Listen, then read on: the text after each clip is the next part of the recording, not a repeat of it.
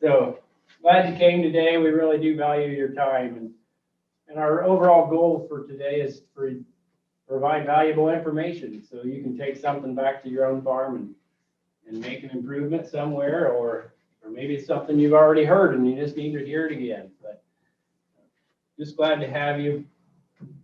Each year, you know, it's easy to, especially this year, to just want to move on. 2020 had a lot of things that a lot of us would just like to leave in the past. But as far as farming goes, it is actually good to look back and take a look back at what happened last year. Can we improve? You know, what did you do last year that you might want to do this year again? And what do you want to change?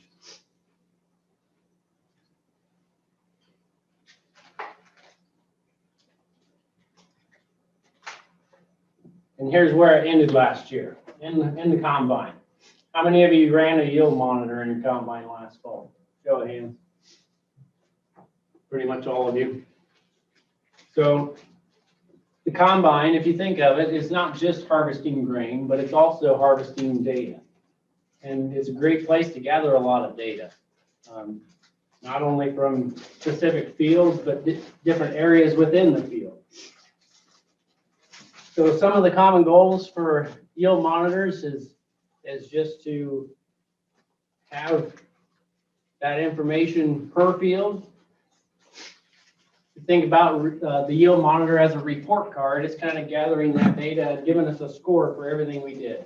You know, every single pass that you make, whether it's the planter, side dress bar, just driving the truck across the field, whatever it was, has an effect on that yield at the end of the day. So yield monitoring, we kind of have that goal, like I said, to have the records for every field, but you can also use it, you know, to choose which hybrids you're going to carry on for this next season, or whether you had a hybrid that really dropped the ball and you want to get rid of that one. It's great for those kinds of things, but what I kind of want to focus on here is establishing the management zones and what I really mean by that. So almost all of you raised your hand for using a yield monitor in the combine last fall. So besides just using that to select hybrids or varieties, how can we use that to make decisions for this next year? What can we change? And if you see your data, if you look at your yield map, how can you tell if you actually have accurate data or inaccurate data? This is just a tweet, but it's got different strips through the field here that were harvested with yield sense and strips that were harvested with just the OEM monitor. And you can kind of see how the different picture is laid out to see the image and understand the data a little better.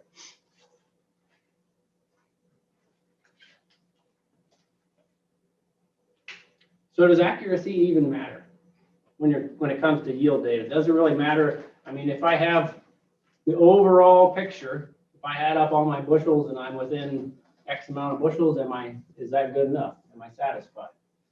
Or is it better to have spatially accurate data where you can tell zone differences within the field?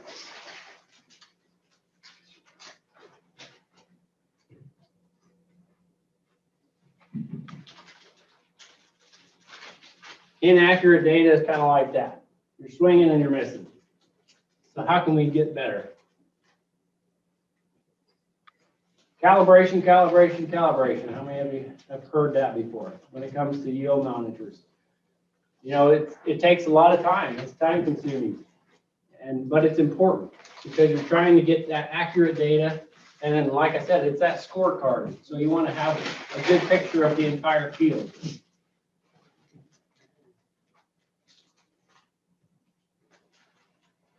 Some of you have used yield sense and others of you have heard about it. But what makes yield sense different than the other monitors? Well, the first thing that was done was the location of the flow sensor was moved. The white line here represents where the typical OEM sensor is, and yield sense moved it to the very top of the grain elevator. So whether you have a paddle that has very little grain on it or a paddle that's very full, all that force is going against our sensor. And you can see what can happen with low yield areas in the field with an OEM sensor. You have grain going all different directions. Some of it doesn't hit that paddle. And same thing with high flow, you get a big pile up, so you're really not catching the whole force. So a lot of times what happens is you underestimate yield here and you overestimate yield here, which in the end, the big picture can average itself out as far as the whole field, but it doesn't give you a nice crisp yield map. The second thing that was done was we changed the elevator chain and paddle assembly. If you remember looking in the grain elevator, you open that up and you've got what on here? Rubber paddles. And are they all shaped the same and all the same size? Identical? No. So Precision Plating developed a poly paddle. So we've got consistency paddle to paddle, and we're always going to have the same force, or not the same force, but the same paddle moving by that sensor. The only one that, or there's two of them that are different. There's one that has a scraper to keep our sensor clean, but this is the unique part. That's called a property bucket. So as this paddle picks up grain, it has two holes in that paddle that a certain amount of grain will flow through into that green bucket, and we'll get two pulses against our sensor as that bucket goes past. So with algorithms, they've developed a system that this is basically keeping the system calibrated. So if you think of wet grain compared to dry grain and how it flows, you're going to have more dry grain flow through that bucket than wet grain. So we're not only using a moisture sensor to tell stuff like that, but test weight and things like that. There's differences in how the grain flows, and this helps us stay calibrated. The best part about Yield Sense, though, is it's easy. It's simple. So we replace those parts in the functionality of the combine, and then with the 2020 in the cab, you've got a 3-step process to calibrate. After you've got your field opened up, you get in your normal rows pass to pass, and you harvest at least 25,000 pounds. You put that in a grain cart with a certified scale or run it across the scales on a load, and you enter that weight back into the monitor once per crop per season, and you're calibrated. Now you still have the ability to go back if you have a field that isn't close enough to the actual pounds and you want to adjust it. You can still do that, but it is a very simple process to calibrate the 2020. Once you've got accurate yield data, you've got a great tool to use. So you can build those spatially accurate maps and start to identify zones. But even with a great yield monitor, it's still a challenge sometimes. Take this field, for instance. This is 2 different years, 2 different crops. We've got a field here in 2020 where we've got zones that are really distinct, from the high yielding zones in the green to the lower yielding zones in the red. We could almost draw a line and just outline that area. But over here, if you would just look at 2019, it's a lot harder to distinguish those zones. So a lot of times what happens when guys use these kinds of maps to create, let's say, a variable rate prescription on seed, they take multiple years of data and blend this all together, and it kind of washes out those zones again. I guess the takeaway is here, you don't always get years like this. And we really don't want years like that, but they happen.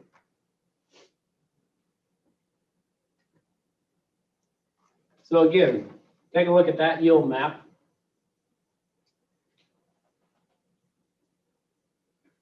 This is 2020, so if you had a single season, you can make zones here pretty good. But if you don't have multiple years to look at, you don't really have a crisp picture.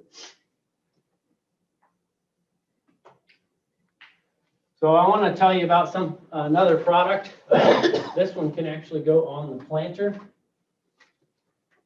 And the reason why I bring this up, what it is it's a seed firmer. So it replaces a standard peat and seed firmer with a seed firmer that has sensors built into it.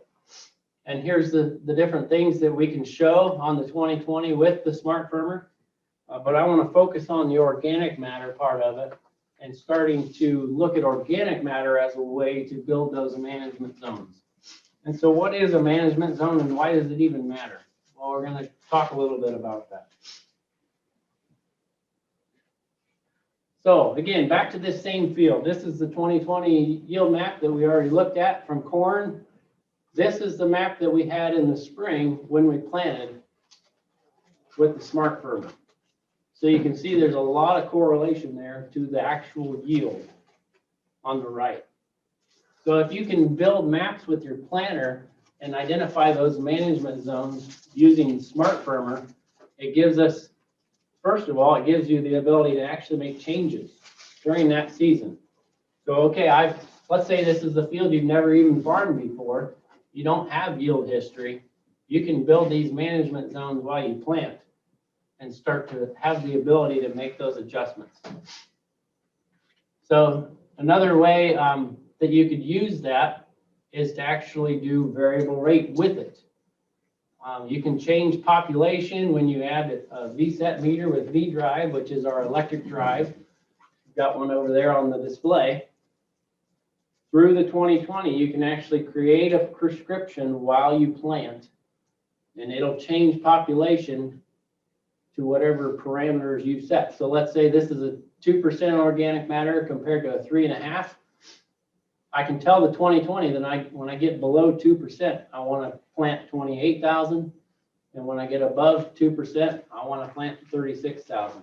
And it has the ability to do more ranges than just that, but that kind of gives you an idea of how you can control based off that organic matter map.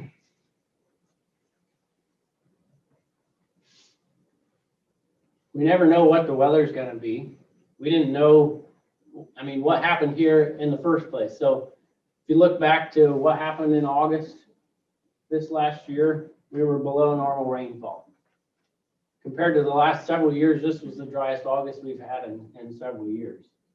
So what happens with a low organic matter soil? Well, those are the first places to run out of water. Our higher organic matter soil has the ability to hold more water, and it'll keep that yield higher.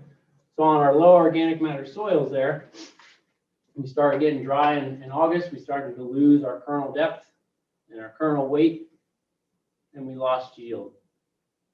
So that's where organic matter plays a key role to the end result on yield.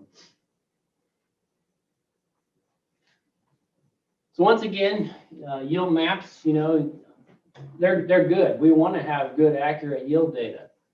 But when you have, if you had 3 years in a row that a yield map looks pretty consistent like this one, and you go to the 4th year and plant it at a straight rate, well, you really could be doing a better job of managing those lighter organic matter soils. So that might mean changing seeding rates. It might mean changing hybrids. If you look at this picture, this is 2 different hybrids on the same field last year when we were getting dry. On the left there, if you look closely, the rows would be planted this way.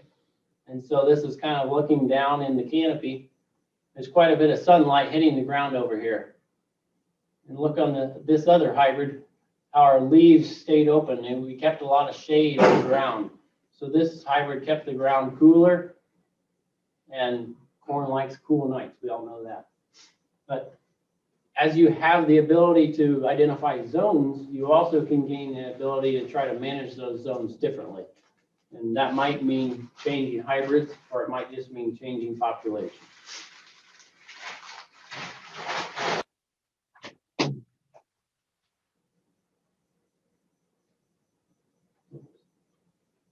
So again, does accuracy really matter? Well, if you have accurate data, you can begin to make good decisions, and you can end up hitting the ball instead. Didn't play, but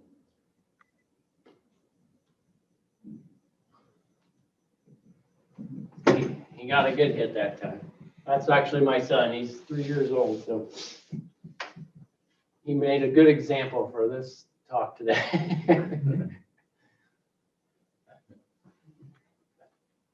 So again, accurate yield data is very important. I don't want to say that Smart Farmer replaces accurate yield data, but when you combine the two and you start to build those management zones, it kind of gives you a new place to start on managing. So rather than throwing the whole field at 36,000 or 32,000 population, whatever it is, you can start to manage each zone independently. So on a lighter organic matter soil, you might lower the population. It's kind of like risk management. So you're taking your overall water use down when you lower the amount of plants that you're having to feed.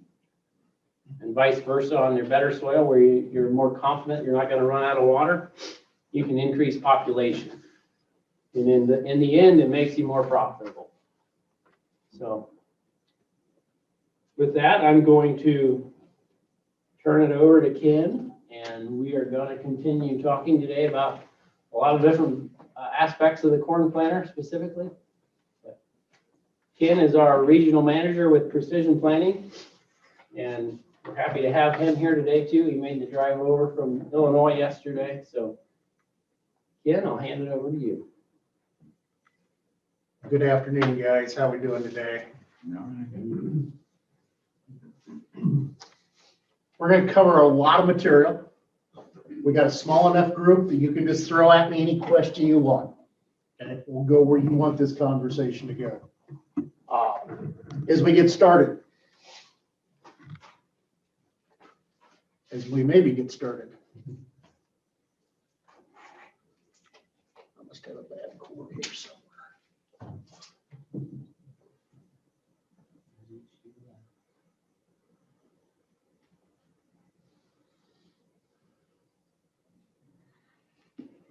As you think about this and we get ready to roll, we're only 75 days from this corn planter running. Now, I don't know if you're ready. You've got 75 days to get your planter to this stage. Okay.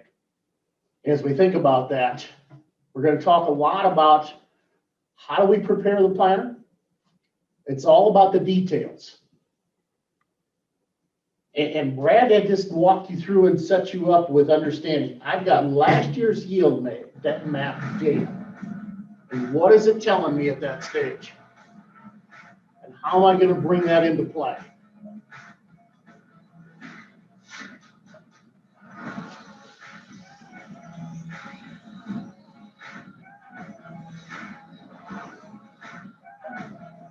Lots of information goes into this operation. One of my Western friends where they're out running cedars.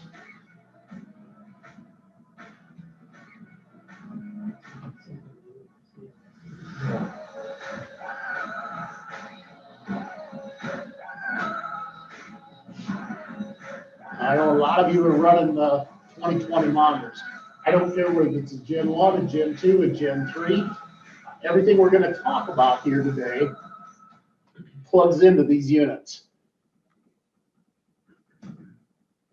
As we think about that and we start looking at our yield map data, and I always ask the question, what does your yield map data tell you? Because I sit down and I analyze every pass that I make in that field. And if you look in here, you notice that there's an area through here where I have a pretty good pass. And then I'm looking at a map like this, and that's my actual map. Okay, so one was off the field view. This is actually off of SMS. That happens to be the program I use. And I'm looking to say, okay, why did this pass through here respond so much different than the pass next to it? And I know a lot of you have that exact same thing. So the question I ask is, did you change anything? Because in my fields, I do a lot of population trials. So when I come in here and say, okay, this pass with my green was much better than my pass with my yellow. Now, We all know when we look at yield map data, yeah, we can see the low ground, right? You can see the draw running through there. You know that's going to affect. You know that I have basically water issues up along here. Basically, there's a house here and there's trees in this tree line. That skews my data, right? But I start looking in here and I'm starting to say, okay, if I lay my yield zones or my soil types on top of here, how consistent am I in these different yield zones? I always throw out my end rows, okay? So I look at a field like this and I'm like, okay, I like this. I'm pretty consistent in this area. And I see that I'm pretty consistent down through this area. Now that's a good field, right? This happens to be a soybean field. I go in and I look at that data point by data point. So you can see here where I have low ground. So if I was looking at a LiDAR map, and I was looking at my elevation, my low ground should be my better ground. But here in my soybeans, you see my low ground, my 68 is a heavy sable. It's probably about a 4% organic matter. The most of this is about a 2.5%, 3% up in here. Get out yielded by heavier organic matter. Why? Because it's got wet roots on a soybean plant. We know that that's going to be a struggle, right? That starts to affect these decisions. So what kind of decisions do I make as I plant? So was beans going to corn this year? I've got to know that the hybrids I'm planting through here have to be able to handle some pretty wet roots. Because all my neighbors' water from about 4,000 acres all flows down through my field. You have that same scenario, right? You got to deal with all the water from the neighbors at that stage. What decisions do you make? Okay, so some of the things we're going to look at today is part of that equation. So I asked the question, even emergence, is it a myth or is it reality? And when you think that through, what is reality to you?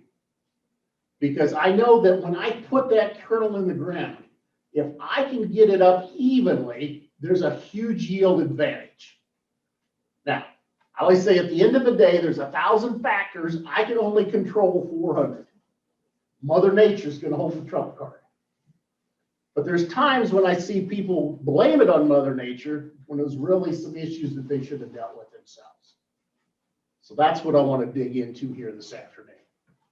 I always say when I pull out of that field, yield potential starts when I create the trench. Right here is as good as it's going to get. So have I done that preparation correctly? And when I think that through and I'm looking at that, I'm saying, okay, if I look at that ear, is that a good ear or a bad ear? And I start laying that in there and I'm saying, okay, if I take and lose part of that ear, so if I have that misplaced minor, so basically I'm planting a seed every 4 inches. If I plant every 5.9 to 6.1 inches, if I'm planting 34,000 in a 30-inch row, okay, that's where you're going to land. I'm going to be, if I get closer than 4 inches, I have a misplaced minor seed. And I'm going to lose 1/10 of the ear potential off of that plant, just because I'm crowding the plant. If I get closer than 2.5 inches, we call that a misplaced major. Okay, so there's yield cost to this.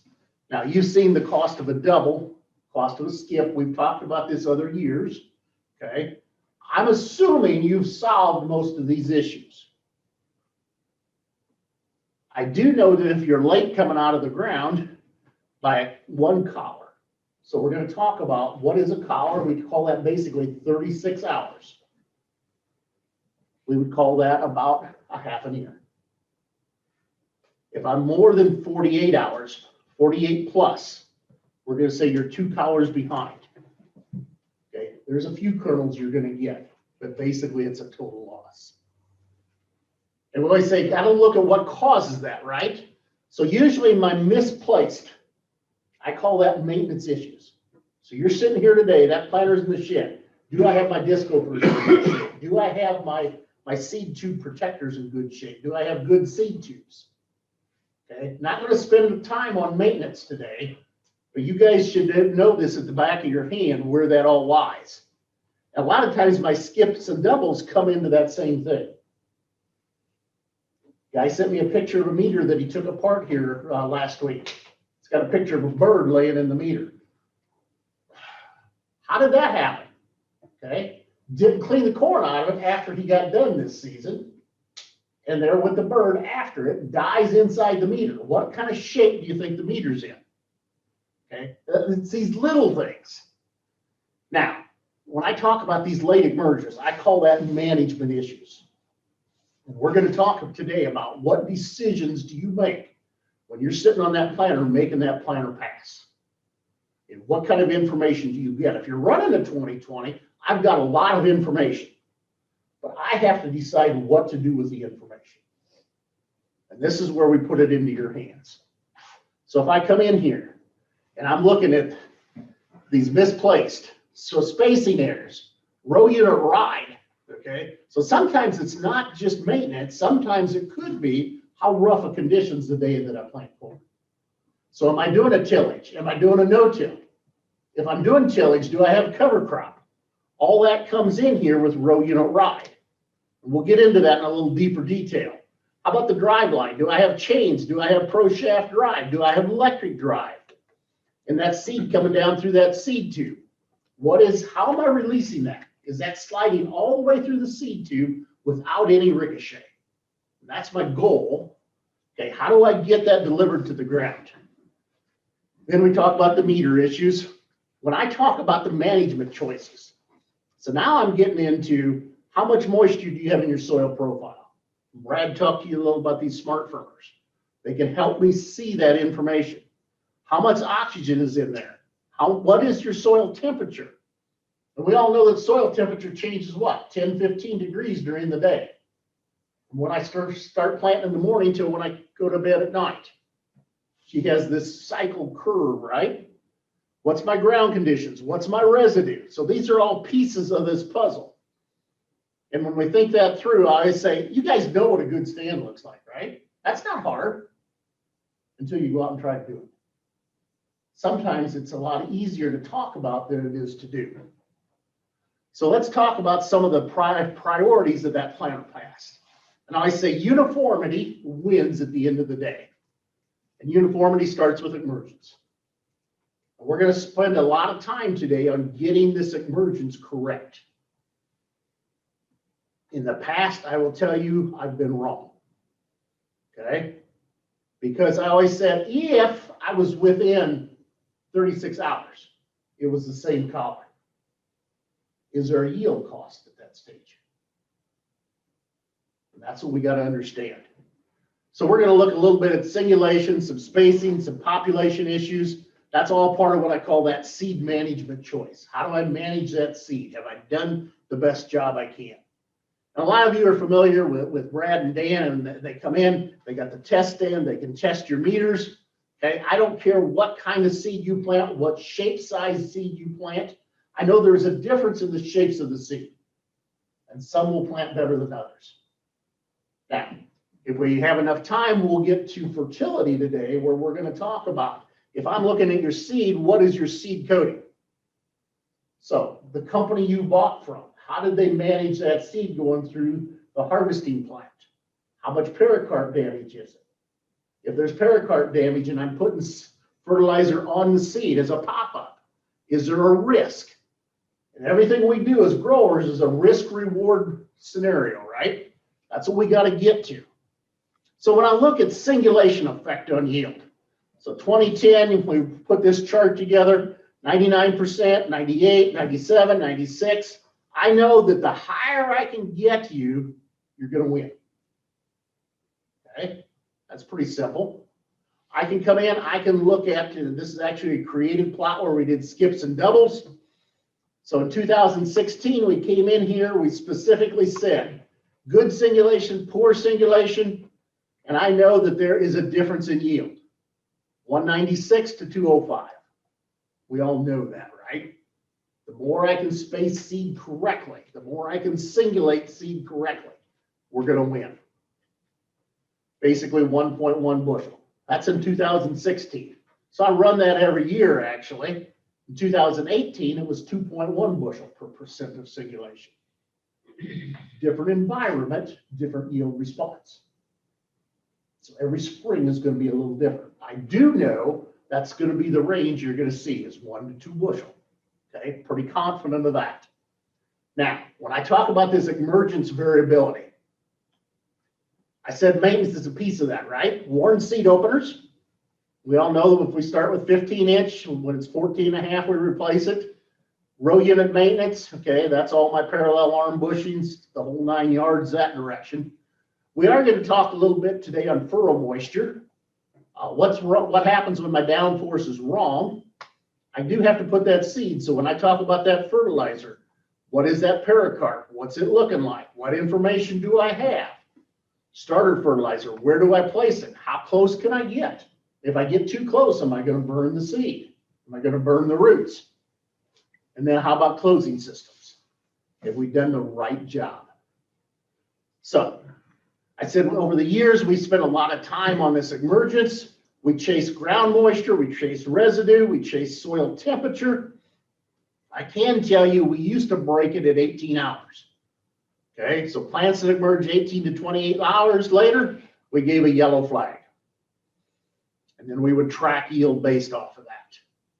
And you can see here my 18-hour emergence. You can see here my 42-hour difference. I'll take these ears over these ears any day of the week. But you start to notice on my 18-hour emergence, the plants that emerge first have a higher yield potential than the ones that wind up emerging 18 hours later. So we start to ask that question, is 18 hours the right number to use? And you're going to see we're going to move that up to 12 hours eventually. So I'm sitting here, here's my 18-hour. I know that if I'm 18 to 28 hours later, you're going to be a 20% yield loss. That's solid. That's real numbers. So I've got to get everything moved up into this area. And these stragglers that are out here, you can see what they look like. Okay, 42 hours. Well, they still gave me something, but it's not near as much. So we come in a step closer, and I'm looking, okay, here's day 1 emergence. Here's day 2 emergence. Draw the line at the same height. I'll take these every day of the week over these. I got to start putting a number to this. What is that cost?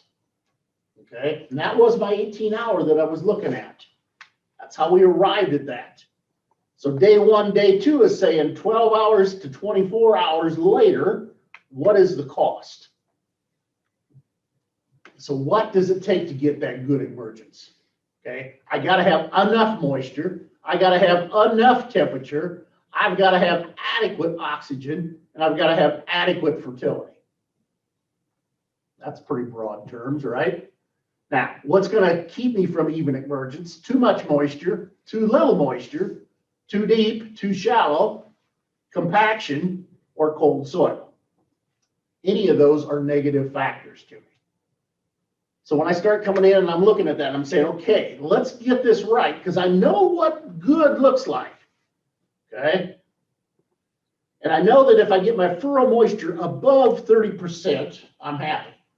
If I get soil temperature above 50 degrees, I'm happy. I'll plant all day long in this scenario. And I have that kind of a look at that point. Now, don't we all wish we had that? Because the day I go to the field, I know that it's probably not going to be that kind of temperature. So what is uniform moisture? What is uniform heat? So we cranked everything down this year. We made a tighter tolerance. We looked at 12-hour window. 12 hours, 24 hours, 36, 48, and 48 plus. Now my goal, when I look across my plot, is everything would be the same color flag. And you can see that's almost impossible to achieve. So when you start looking at this, you're saying, I have a problem. How much of a problem is it? And that's what we need to understand. So if I come out here and I'm flagging this and I'm saying, okay, this guy emerged, this guy is 12 hours later. What's going to be the yield difference between those two plants? Do you know? I know, because we've done the research on it. So if I put all those hours, them years on a board for you, 12 hours. So I don't care if you've been in the ground 2 weeks, 3 weeks. Okay, last year I had some corn in the ground almost 4 weeks before it came up. I had some cold soil temperatures. When I saw the first spike, I started watching. I'm like, every plant that comes up 12 hours later, so 12 to 24, an extra 12 hours is a 12% yield hit. Add another 12 hours, those plants are 42% behind these in yield. Ooh, that's pretty brutal. And these guys here, another 12 hours, 78% behind in yield compared to this. And you're looking at them, you're like, well, Ken, that don't look like 78%. Until you start to put them on a scale and weigh them. Okay? Because we hand harvest every one of those and we shell them by hand. And that's how we know this. 48 hours, 90% yield loss. Okay, smaller in diameter, smaller number of rows around, smaller in length, that all starts to add up. I want to focus here on this 12 hours to 24 hours. Why do I want to focus here? Because I said if I put that in a chart, my 24 hours, so if I'm 12 hours behind, I lost 12%, 42% at 36, 78 at 48, 90% at 48. You're like, Ken, do you want to focus on this or do you want to focus on this? My gut instinct is we want to focus on these right in here, right? But we got to take that a step farther because 18% of my plants are 12 hours behind. Only 1%, only 2% are 48 hours plus. It's this number that's going to be my greatest yield cost because I only got 77% of my plants in that first 12-hour window. What would that be worth if I could get you to 82%, 85%? What happens if I could get you to 90% of your ears at that point? And that's what I want to look at. So if we come in here and I'm looking at this guy, and remember, here's my board. I broke it apart this way so we can see it a little better. And my whole focus today is going to be this 18% of these plants that are 12 hours behind because it's a 12% yield loss. So an extra 12 hours, 12% yield. Keep that in your mind. Last year's residue. Is that your greatest yield restriction? A lot of you sitting here today, what have we talked about in the past? We talked about residue, right? We run row cleaners. Why do we run row cleaners? I know that if I'm looking at residue around the seed, I have delayed your emergence. So if I'm coming in here with residue around that seed, it's going to take 31 hours difference from this plant here to this plant here. If I could get all the residue out of there, I could get you all these plants within a 10-hour window. So row cleaners becomes very critical. And we've talked about that in the past. And you guys understand this because if that residue is down around the seed, what's my risk? Well, it's pulling water away from the seed, so it's going to be a later emerger. It's also going to take temperature. If that soil is dry, it's going to have a whole different temperature than if that soil is nice and moist. So I have a water issue, I have a temperature issue. I'm also going to introduce seedling blight from last year's residue right into the seed. Just like we go get a COVID shot, okay? What's going to happen if I inject disease right into the tissue of my new corn plant? It's going to be expressed later in the season. You're going to see that coming through. And then we got to talk about the nutrient immobilization. I'm going to tie up nutrients. So if I'm putting on starter, if I'm putting on a fertility program, basically it gets tied up. Microbes are trying to break this residue down. They're going to get their nutrients first over that seedling. So the race is on. So there we see that residue around the seed, inconsistent soil moisture. The temperature, you've seen me with the thermometers before. Out here in bare ground where we have row cleaners, we move that residue away. We're running up at 90 degrees. What's happening here where we got the residue? We're about 78, 79 degrees. I got a 10-degree temperature change, residue to no residue. Now, in a strip till, we ran this back years ago. You can see at 10 o'clock in the morning, I had 10 degrees difference. By 12 o'clock, I had 15 degrees difference in soil temperature. It's all about this even emergence. I want as much GDUs as I can get into that plant. And I got to hold that overnight. Okay. We talked a little about that disease factor. We talked about the nutrients, the immobilization. Okay. I have to worry about all these things if I haven't moved last year's residue. So put on row cleaners. Now, when I look at residue, when we come out here and we've done this, we actually just finished our third year compilation of this. We put that on a chart. We look at what is the percent of residue as we keep dropping. So if I put a row cleaner on there, can I move that residue? Can I get you to? I will never get you to 100% residue. Okay, I can't do it. If I'm running a no-till, and I run some no-till at home, if I can get into the 80s, mid 80s, upper 80s, I'm happy. Okay, I just can't get all that residue moved. Because if I move all the residue, my risk is that I've moved dirt along with it. So I want to get you as high as I can possibly get you. So if I'm coming in here, I'm running, you're seeing that run, it's moving the residue, doing what I want it to do. Okay, I'm happy with that. Am I? Because style of row cleaner does affect this. If I'm in a no-till, I want to come in here and I want to put what I call the bevel cut, the sharp tooth style. I want to slice and dice. If I got cover crop, I've got to move that. But if I've got residue down in, I ran a field cultivator, I run some kind of a strip till, and if I've mixed my residue down into my soil profile, I've got to reach in and pick the residue out as deep as I can pick it. So that's why I've got to go to this style of a row cleaner wheel on that unit to dress correctly. Questions on this? Yes. You do both no-till or conventional, and one better to pick for that. Boy, that is a challenge. Yeah, and I've done that for years. I've mixed and matched. The hard part is I start to ask the question, what percentage are you doing at that point? Say half and half. So in my no-till, if I'm going to cover crop, I think we got to go to sharp tooth. Okay, I think I have to live with that at that stage because I've got to slice and dice that crop at that point. If it's just a bean stubble of corn residue, then I'm probably going to go with my my tooth style at that point. But cover crop really, in my mind, forces me to go treat it like I got 100% no-till at that stage.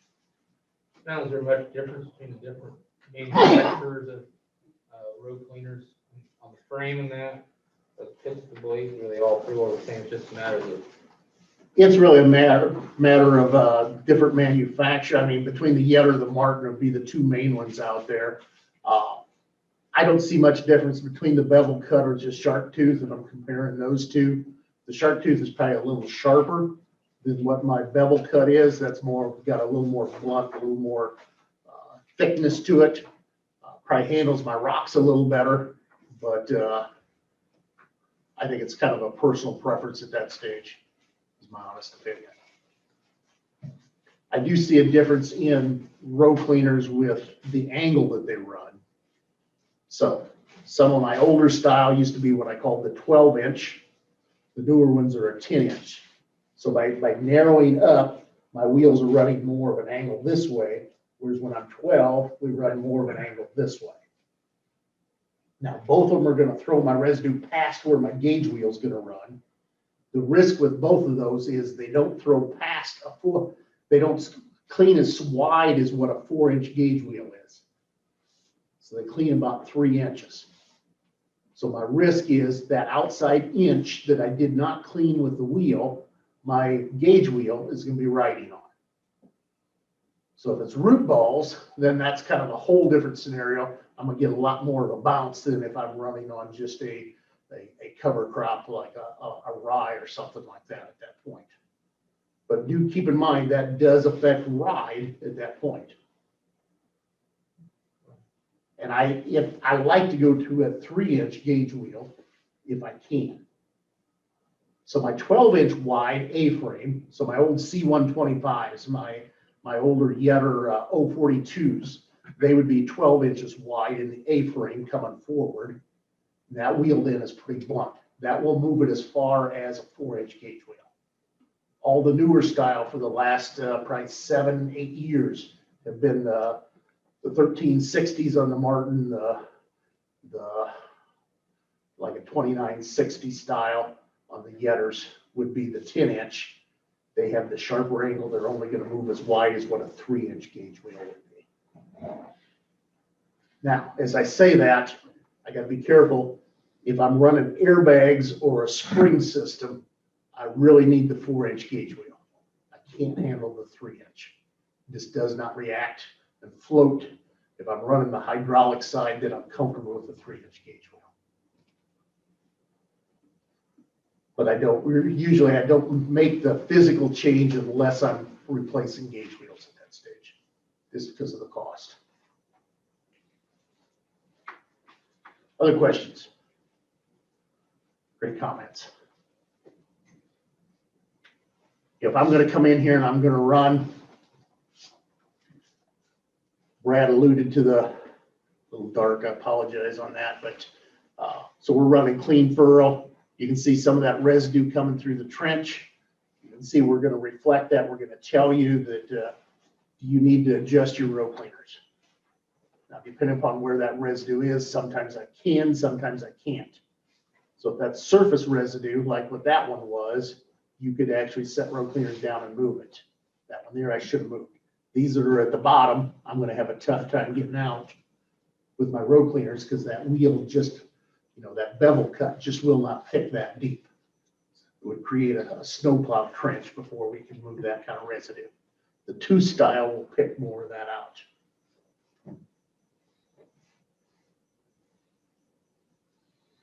But if you're running 2020, you've got the ability to see my clean furrow map if you're running furrow or smart furrowers. My clean furrow should be up at 98, 99%. You're looking at this and you're saying, well, Ken, you got a problem because I got a lot of it under 80%. Okay. Now, this is a grower that does what I like. He's running a vertical tillage tool. Vertical tillage leaves all the residue on top. But it's got so much residue because he was in 260 bushel corn stalks from the year before, going to corn on corn. He literally is still seeing a lot of that residue sitting in the trench. So he's headed for a train wreck. Okay, now then, stale seed beds, will you have as much residue in the trench? Depends upon the type of tillage we did in that. And we can, if we're doing, I happen to run an 875 tillage tool where we do a lot of mix and boil. And if I got some heavy corn stalks, I've got that mixed into at least the top 8 inches. Okay, then beans coming into corn this year. With bean straw not being as heavy as like corn stalks, in a stale seed bed, will you have as much pinching down there with an overwintering and all? Versus if you tilled it, I can see where you could get it. I'm not saying that you can't get any. So if I'm doing stale seed bed and I have not done tillage, it should be pretty easy to move out of my way. Right. I like that scenario. And your temperature will always be about the same temperature because you haven't disturbed nothing. That is correct. That is correct. Now my risk is in that scenario, I could be a little damper under the AFAT because I didn't have the airflow to dry that out. So you may have to wait. So you may have to wait an extra day at that stage. Consistency wins. Okay. And I will tell you, there's times I like that scenario. I love stale seedbed. Okay, so my goal while I do tillage, I actually try to get out in March, do my tillage operation and never touch it then ahead of the planter. I like that pretty well evened up. And we've actually, last year, we actually did, I've had 3 years in the last 5 where I've gone out and done a tillage pass in the fall after I've done my ripper pass. And I will get away about half the time not having to do tillage in the spring. I've got that laid level enough. So I wait, I've got the luxury that I'm far enough south, I can sit for 20 days, let the dirt settle back down. I always love one rain on it, and then I'll come in and blow that level. And at that stage, I really don't sink much more. As long as I'm within a 1 inch to 2 inch variation, ridge to valley, I can stale seedbed. If I'm more than that, then I'm gonna tell you, you need to do a spring tillage pass. Because it's back to row unit ride. Ride still wins at the end of the day.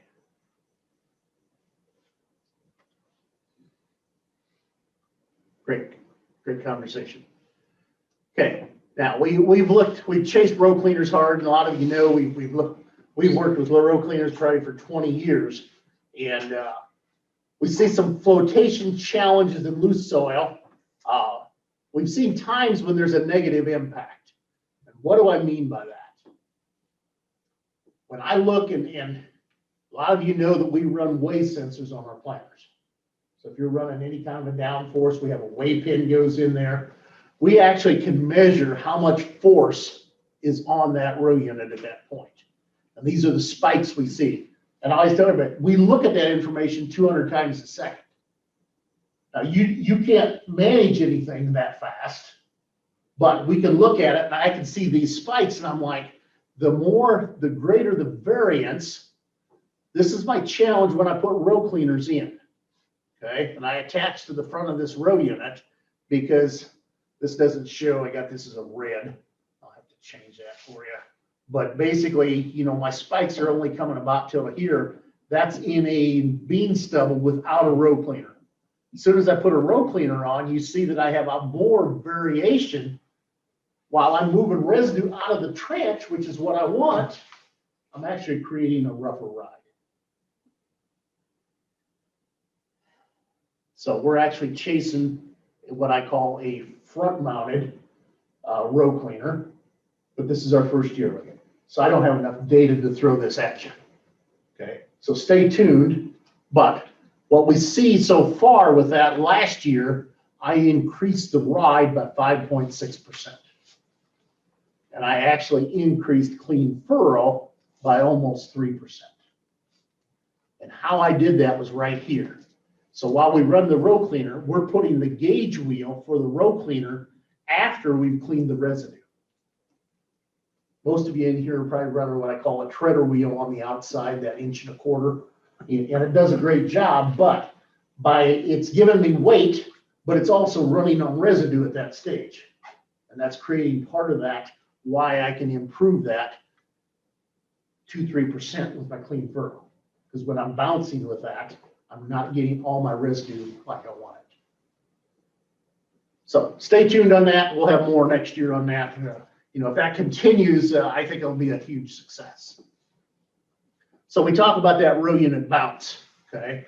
So I'm chasing ride. I mean, we did this back in the 90s where I was coming in here and I was looking at ride and I'm saying, well, if I could get you to 99% ride, look what the yield, I mean, there's a direct curve to ride and yield.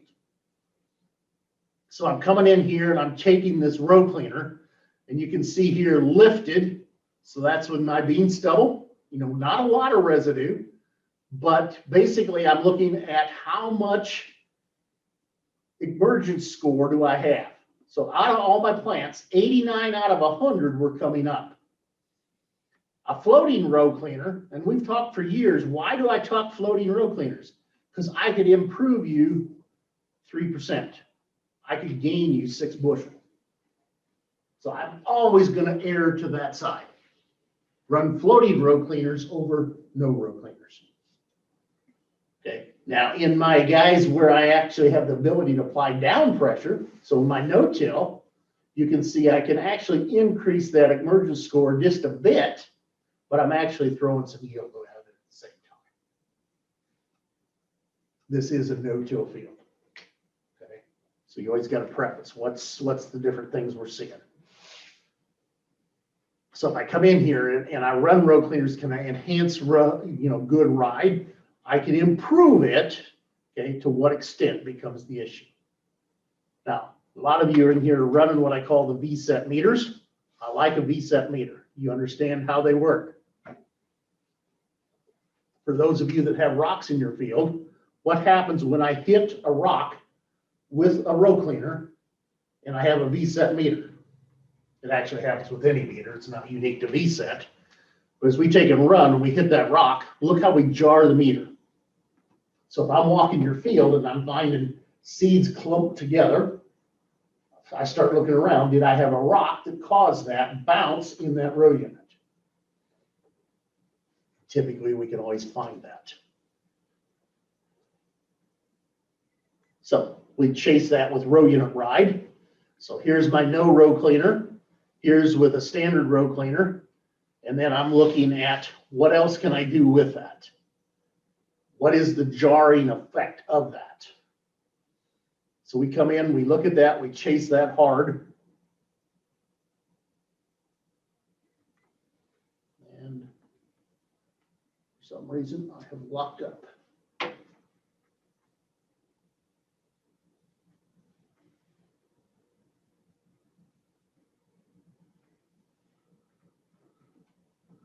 Let me see if I can reboot this. Okay, then basically, if I set a coffee cup on that row unit, and I go through the field, my expectation is I still want the coffee cup on the planter lid when I get to the other end.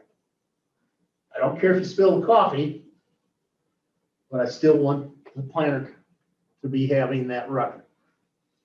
Now, what you're noticing on here, we're actually running springs on this unit. Springs are going to be a problem.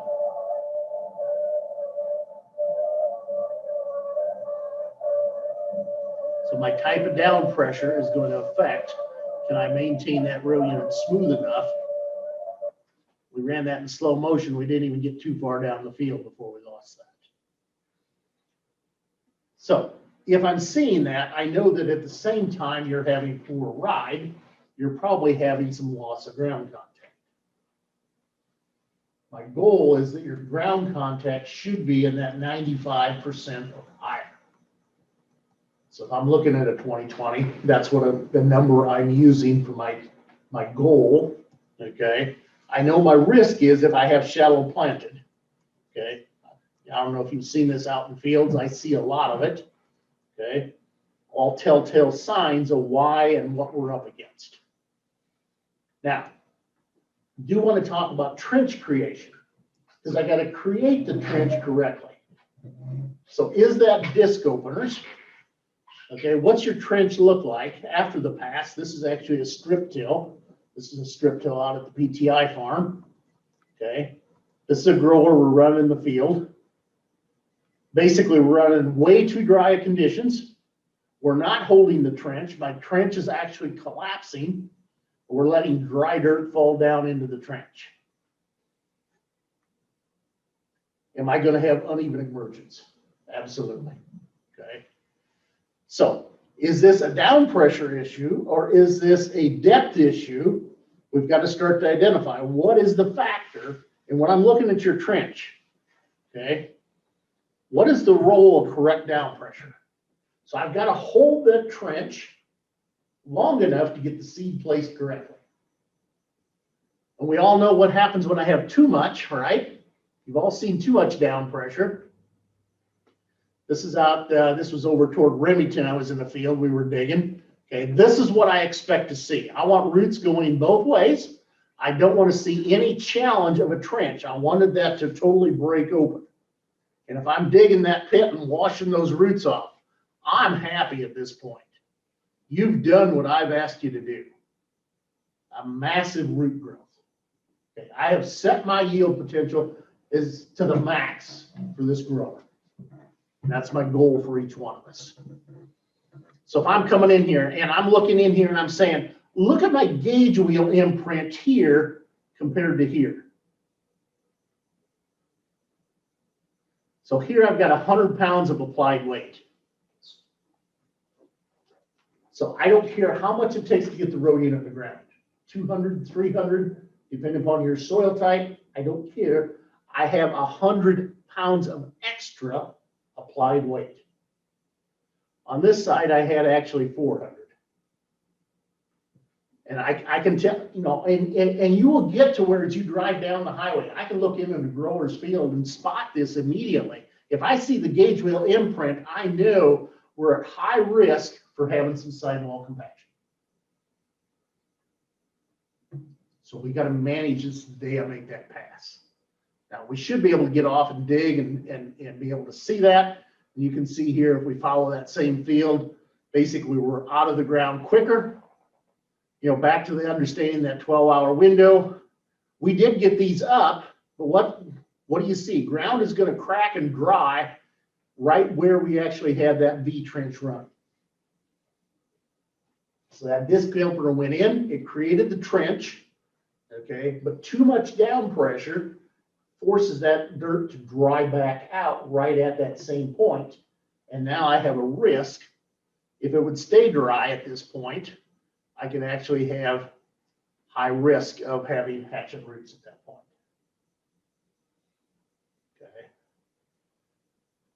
Here's where the 100 pounds is. That's exactly what I want to see. All soil is going to dry out at some point, right? It's going to.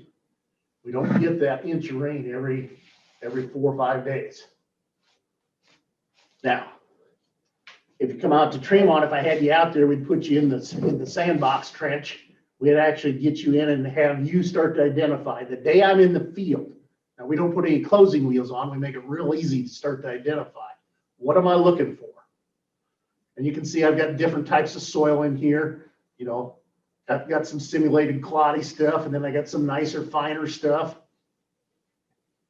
I know you guys never create clods, right? That area that was a little wet that you worked just a little damp creates those kinds of problems. So what's that trench look like? And we can always tell after the fact, right? If it's slotted, well, we know we had way too much. I had to pull out that good bean picture to show you that. Because guys try to convince me, Ken, it don't hurt if I slot on beans. Okay, store that in the back of your mind for a soybean discussion. Okay. Notice the uneven emergence here on soybeans. That's a different story. So we know what good looks like. I would tell you perfection's not seeing the trench afterwards. Okay.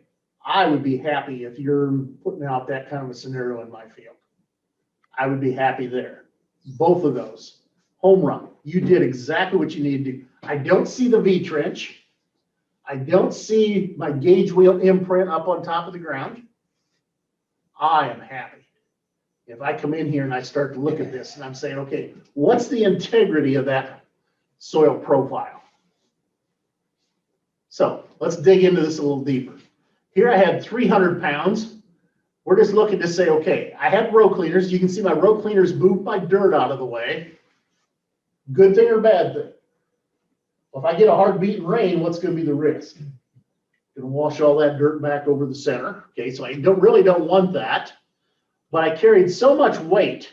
Look as he's trying to tap against that wall. That wall should collapse with closing wheels. With that 300 pounds, that's going to be a challenge to get that to close correctly. I got the depth, okay? So I did what I wanted to do, except I just had too much. I mean, that wall was not even breaking off to the side. That's a challenge. So if I come in here, and here I'm sitting here with 30 pounds. Okay, dry dirt collapsed down into the trench. So my seed is planted shallow at this stage. You can see I got a lot of clods. Clods are going to be a problem for me to get closed correctly. Here's where I've got to be. When we talk about that 100 pounds. So basically it holds the bottom of the trench, gets seed to the bottom. I'm gonna come in here and I want it so that if I'm gonna tap on the sidewalls, if I'm running any kind of a closing wheel, I want that wall to come in and close correctly at that point.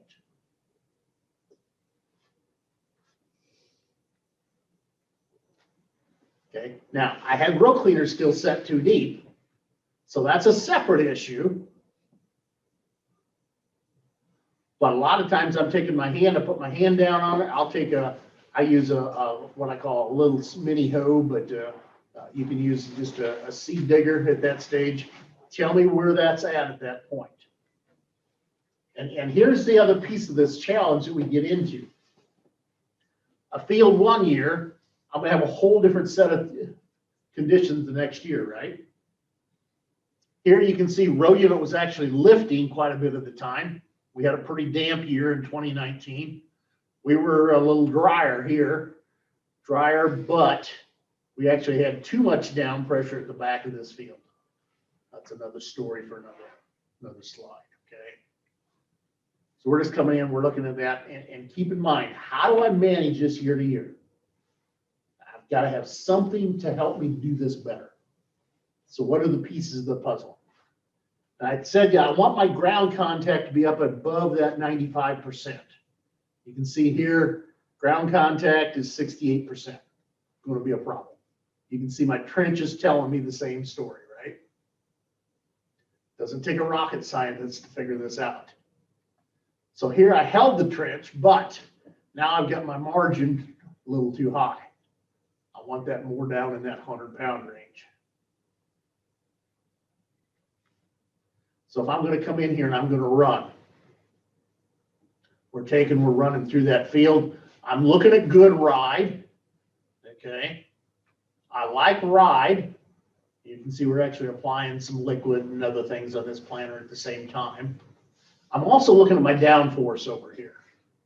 So my ground contact's 99, 100%. Okay, I'm happy with that. I've got margin sitting 63, 66, little on the light side in my mind, but as long as my ride is good, I'm not too worried about having my margin on the low end. I said I like that more up to that 100, okay? My risk is if I'm running 57, is my ground contact going to be down at 94, 95? But I'm holding 100, so I'm happy at this stage. Okay, so these are the things we look for when we're running out there. Can I ask a Yep. question on that? A lot of guys are running like either some kind of automated down pressure system. Okay. If you're hitting that 100%, which I think is always kind of the goal on ground contact, where do you determine if you're too heavy as far as, let's say you're running Delta Force, you got 10-pound ranges, so you can be 90, 10, 100, 110. How do you determine if you need to go to 120 rather than 100? Is that where you're in the trench digging, or what do you do on your farm? Yeah, so usually what I use as my parameter is how much moisture do I have? Okay, so now I'm using Smart Firmer to help understand that. If I don't have a Smart Firmer, I have a rule of thumb. And the rule of thumb is the first day you plant, I know that about 20% of your field has some damp areas. Okay, and that damp area, I'm at risk. If I run through there and I have 100% ground contact, is my margin going to go too high? And that's what I would be expecting. So a lot of times I say, while the 100-pound is my goal, I always start with about 85, 90 the first day I start planting corn. Because I know that 20% of the field is just going to have some of the damp areas. And you've heard me say before, right, that your definition of damp, my definition of damp is different. Okay.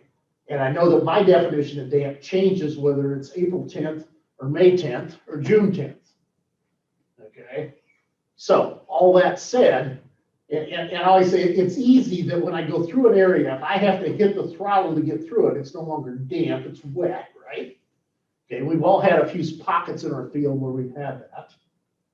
But what is that damp? If I can squeeze that and it stays as a ball, that is too damp.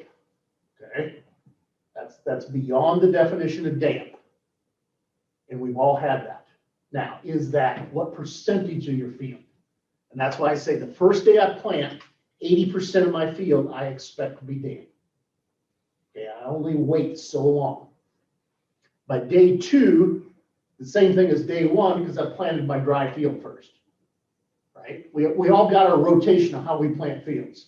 I happen to know that my south field happens to be my driest field. It's got the best tile. I'm on it first every year. Okay. By the second day, I'm looking for the next driest field. By day 3, day 4, I have slid my margin from that 90 up to 100.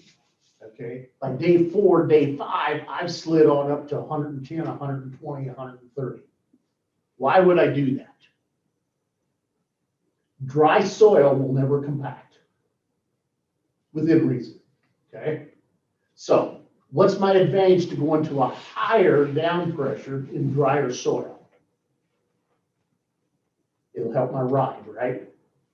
At the end of the day, my ride will be much smoother the more pressure I have, whether that's springs, airbags, down, hydraulic, every one of those systems. The more that I put, the smoother that row unit's going to ride. And I always tell everybody, in a perfect world, where is slotting or compaction going to take place? Find that point and back off of it 20 pounds. That would be the ideal. Okay. I'm going to tell you it's going to be about that 100 pounds. Now, as I make that statement, I got to be careful here. If I'm running and my ground contact tells me I'm at 95%, would I automatically go to heavier down pressure? Not necessarily. My risk is if I go up, if I really want to maintain 100% ground contact, there's going to be times when I'm going to have margin probably up in 200, 300 pound range. And that is a risk of sidewall compaction. So there's times when I got to say, hey, 98 is okay. 95 is okay. I don't mind if it goes to 95. I don't want to stay on 95 the whole time. That's just kind of rule of thumb that I use for that. And it's like stale seed bed or no-till compared to freshly. I would use that same formula no matter what style of tillage that I'm doing. Now, I do know that in my no-till, typically I'm more consistent in moisture, but it's usually damper. I'll be honest with you, I don't have a lot of patience. That's why I'm not a great no-tiller. I always say the great guys at no-till have a lot of patience. I got a neighbor that, bless his soul, he will not turn a wheel until it is totally fit. Okay. By May 20th, I'm going to be planting corn if it's at all anywhere close. He would still wait. He would wait all the way till June 10th. He's got that kind of understanding. And he grows some 240 bushel, 250 bushel corn in no-till. So I can't fault him in any way. It's just I'm not wired that way. And each one of us in this room, we all have our own management style. We got to recognize that. My wife would not want to put up with me if I had to plant all my corn every year late.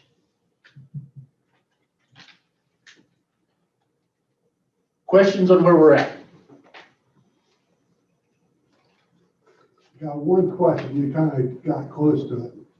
Just talking about planting there when you can make a ball or something, when it get too wet. I used to think about planting early April and being first, kind of getting out there first. Last couple of years, I'm not too for sure that's correct. I think I'd rather have 100% stand in reasonable time, not June the 10th, in reasonable time than being out there the 21st of April. I would agree 100%. I almost think stand is more important than that first 3 days of planting corn. The last 3 days kill you. Right. The last 2 years, I've pretty well been done planting beans before I ever turn a corn plant. I have a lot of patience for the perfect seed bed on a corn. Beans, I don't have to wait that long. Beans can handle my cold weather. Beans can handle the cool soil temperatures. Corn does not like a lot of cool soil temperature. So if conditions are good, I will plant early on corn. But if they're not good, and by good, temperature is one of those.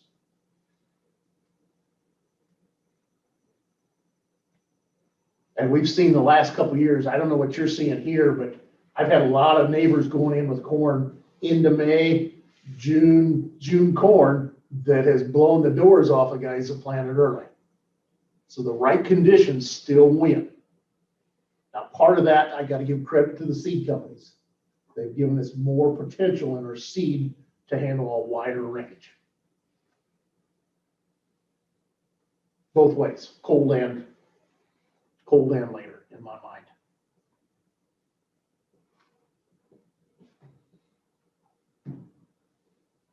Well, if anybody needs a break, the restroom's right around the corner to the right. And there's more water bottles. This would be a good point. Take a little bit of a break. Through the trench creation, I want to step into understanding how do you deliver your seed down to the bottom of the trench. And I call that, how is seed delivery or yield restriction?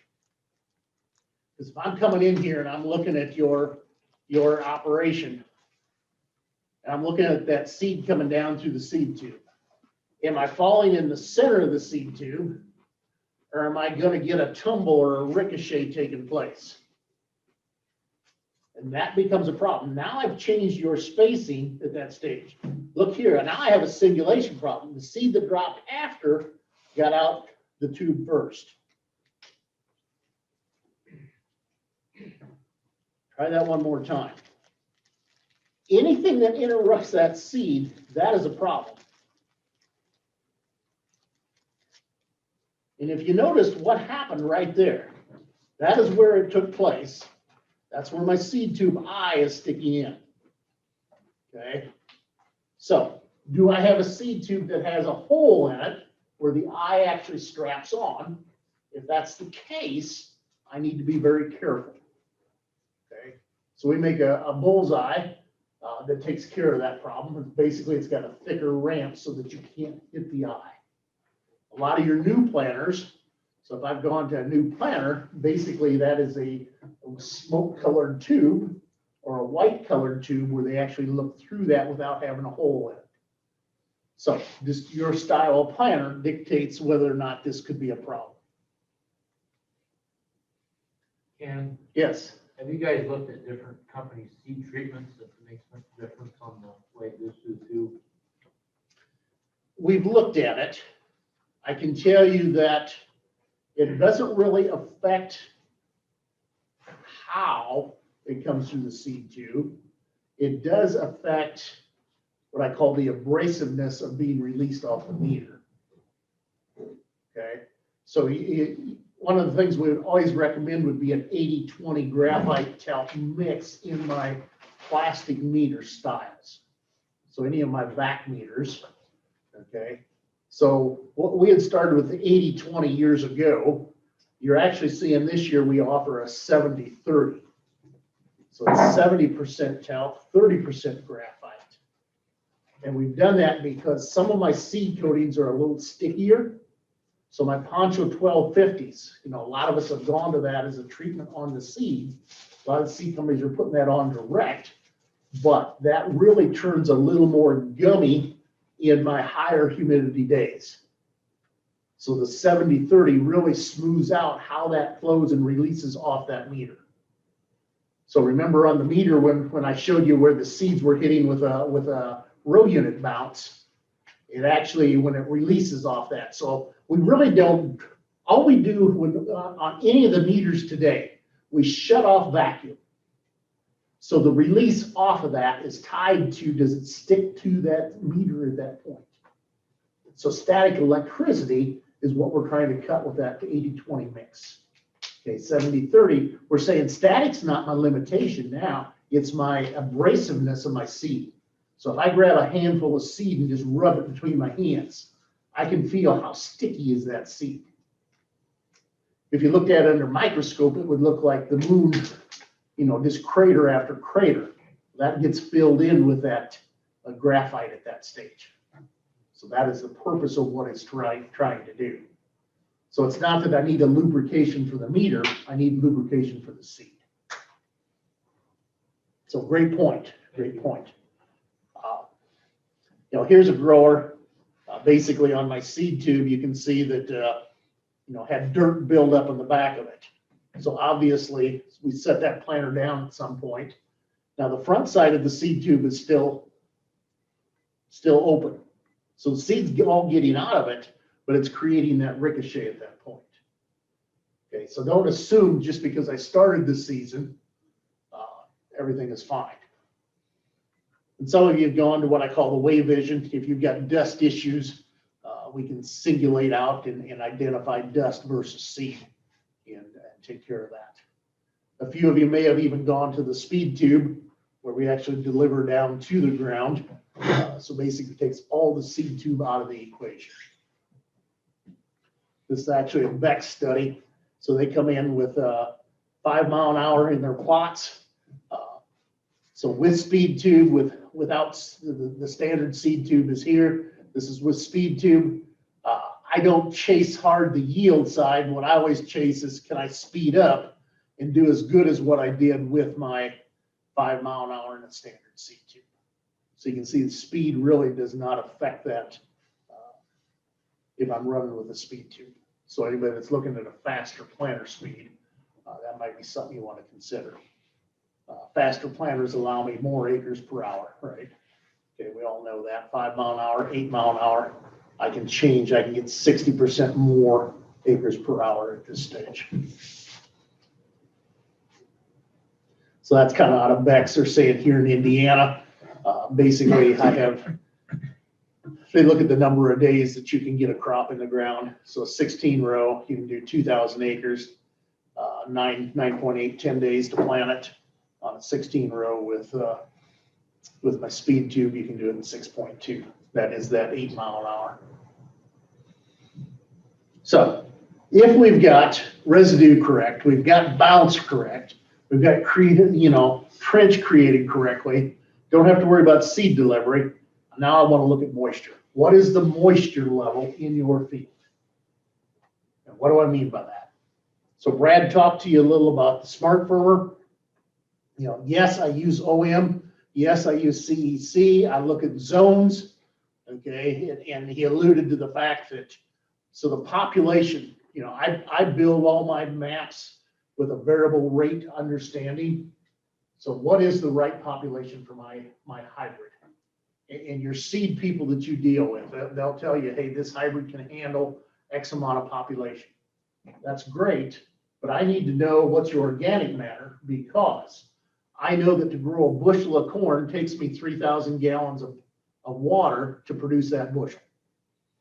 So how much is in the soil? How much rainfall am I going to get? And I got to blend those two together. So there's times when, if I go to a higher organic matter, and like I said, I've got some fields, I got some great organic matter.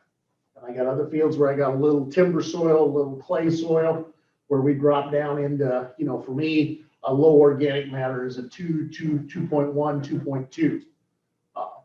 I get to my west farms where we got blow sand. We get down to a 0.6, a 0.7 organic matter. It all depends. Every one of us has different conditions. So use it to the best of your ability. I look at it more, I think furrow moisture is the #1 reason I run Smart Firmer. I think clean furrow is huge to help me know how to set row cleaners correctly. I think furrow uniformity comes third, and then I use soil temperature probably the least of all my factors that are up here. So if I'm sitting here and I'm looking at that, I'm saying, okay, if I'm out planting corn, I got furrow moisture at 43%. What do I need to do? Plant corn. Okay. I know that in 3 days' time, I will absorb enough moisture out of that soil to swell my seed. That's all I'm looking for. That puts me off to the best potential to get that 12-hour window of emergence. soil temperature, oxygen is gonna dictate, is that gonna be 2 weeks? It's gonna be 3 weeks. Okay. What happens when furrow moisture drops to 18%? In my mind, you gotta make a decision. You either park the planter or you go deeper. Okay. So if I'm planting 1 3/4 inches, I'll go to 2 inches. If I'm planting 2 inches, I'll go to 2 1/4. You can see here, the difference between those two rows was side by side. You can tell by my emergence exactly how that came out. Now, they had a different issue going on. They actually had a planter maintenance issue that was actually shallower planting corn. Okay. So if I'm coming in here and I'm looking at my smart firmer information. So here's my furrow moisture. I said that's the percent of water that a corn seed is projected to absorb in a 3-day period. I want to be above 31%. That's where we draw the magic line. Because I know at that stage, that plant will swell enough for a corn plant to emerge. I've got to swell by 30%. I got to take on 30% of the weight of the kernel in moisture. Okay, a soybean has to take on 50%. But showing 30% moisture will allow a soybean to still swell to the 50% range. Okay, because they absorb their moisture much easier than a corn plant. That varies by crop. Then I look at uniform furrow. So I'm looking at any variation. So if my soil walls are collapsing, okay, I'm in dry soil, soil walls are collapsing, my uniform furrow, instead of being above 95, may be showing me 93. Okay, I got to make a decision. Do I need to go depth or, more down pressure to hold that unit so my walls stay uniform at that stage? Then we've got clean furrow. You can see basically it's a percent of furrow that's free from residue. There's a reason we turn that red. I would consider that a train wreck. Okay. I really want you up at above that 90%.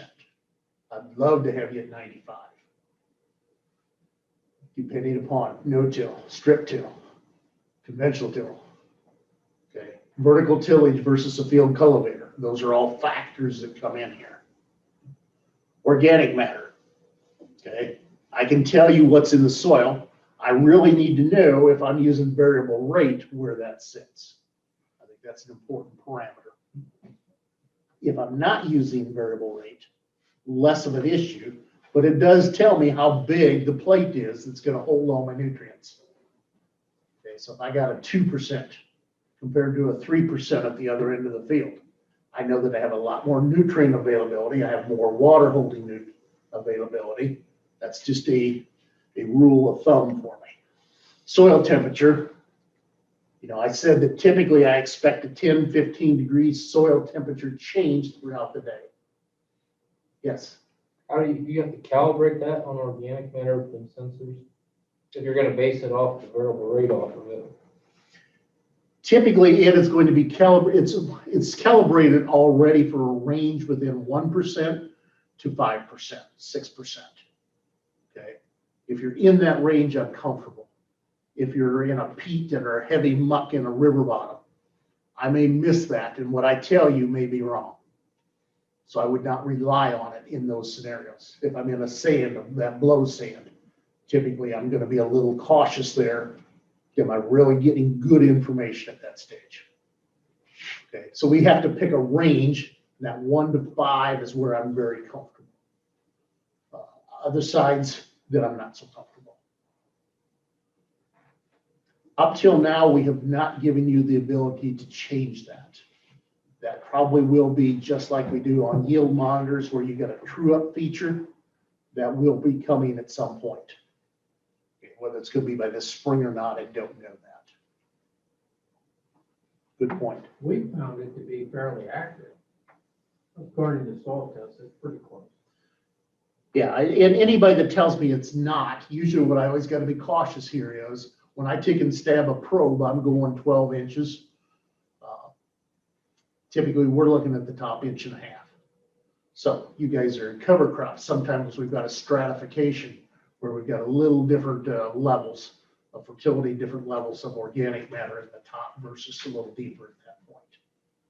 So I've gone out and double checked it against quite a few. If a guy tells me it's off, my top 1 inch, 2 inches is pretty accurate to what it's actually showing me. So we found accuracy to be much higher than what I was expecting originally. Like I say, the times I'm off is when I got that 12, 14% organic matter in my peats or my light blow sands where we stroke a little bit. Good point. Then we do show CEC. To me, CEC and organic matter are very closely tied together.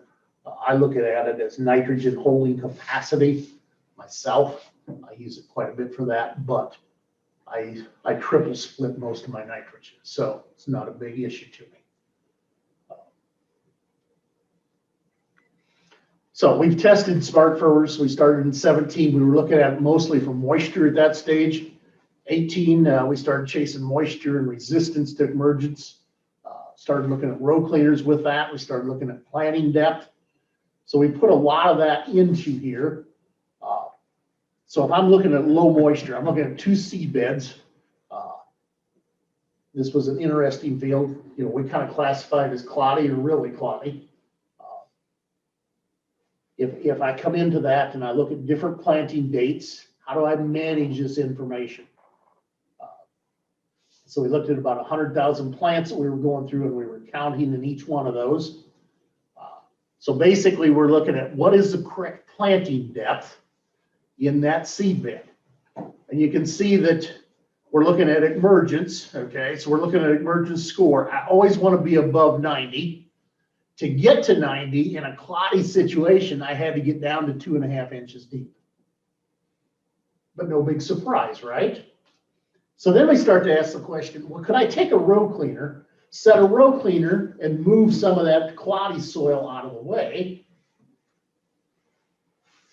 And we start bringing back in my furrow moisture to this, and you start to see, well, there's a correlation. I said I want to be at 30% or higher.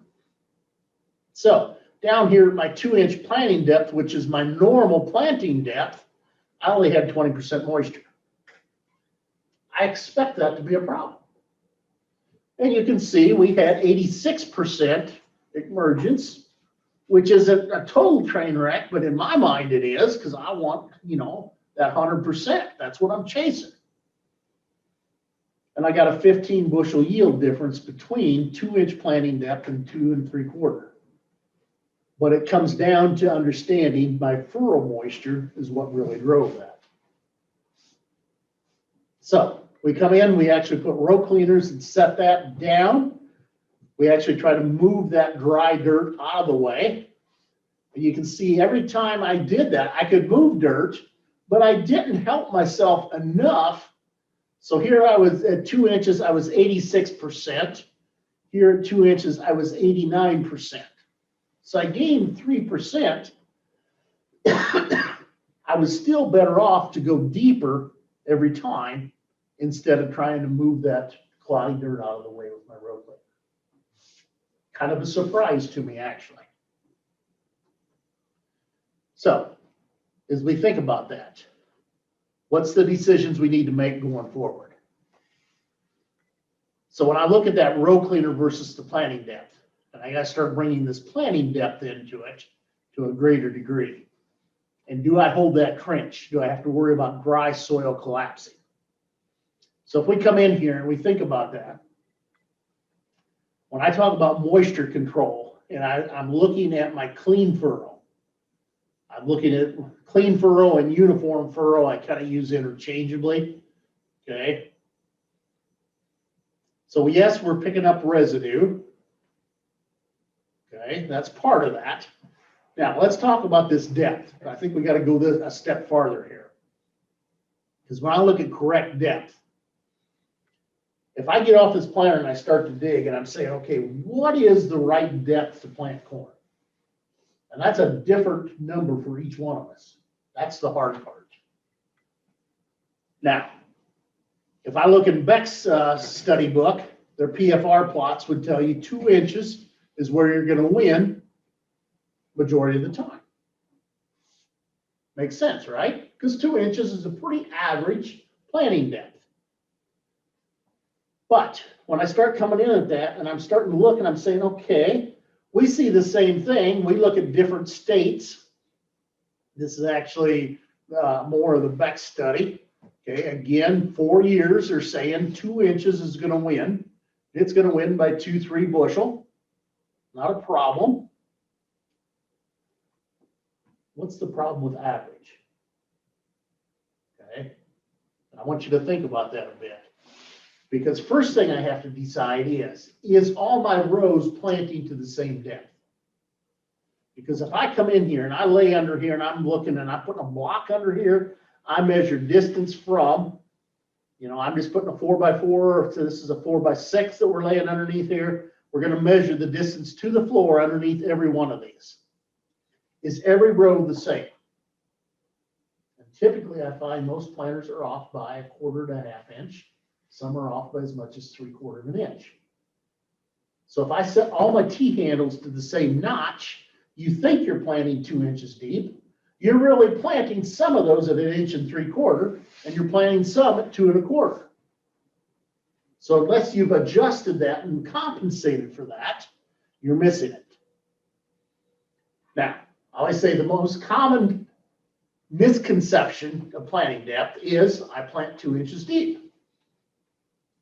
So we've chased with AGCO. We got they go around the country. They put out plots, and you can see in my different plots, 2 inches wins here at Galva, 2 inches wins in Iowa, 2.5 wins in Indiana, 2.5 in Minnesota. We come into 17, 1.5 wins, 2 inch wins, 3 inch wins, 2 inch, and you're like, well, yeah. Probably 2 inch is going to win most of the time as an average, but each one of these plots you're seeing, there's a different number that wins in every plot. So what do we determine out of that? And we look at it and say, well, 23% of the time, 2 inches won. There's times, so about 22%, where we see that this 1 3/4 inch wins. Sometimes this 3 inch wins, only 4% of the time. How do we know? Now, here's what I want you to think through. The average shirt size that you wear. I can tell you if I'm in the manufacturing business, the average shirt size is large. Okay? 30% of the growers are going to wear 30% of the time, they're going to wear an average large shirt. But for some guys, that don't fit. For guys like me, it doesn't fit. Okay? I got to fine tune this to where it needs to be. So when I'm sitting here making that decision the day I plant corn, where do I set the T-handle? What depth are you going to set your plant? If I have no other information, I would plant 2 inches deep. If I could tell you what your furrow moisture is, would you consider changing to a different depth? And that's what I want you to think about. What is adequate moisture? What is your soil temperature? What's your resistance to emergence? Some of you in here know that if I plant that corn 2.5 inches deep and I get a hard beating rain, it'll never see daylight.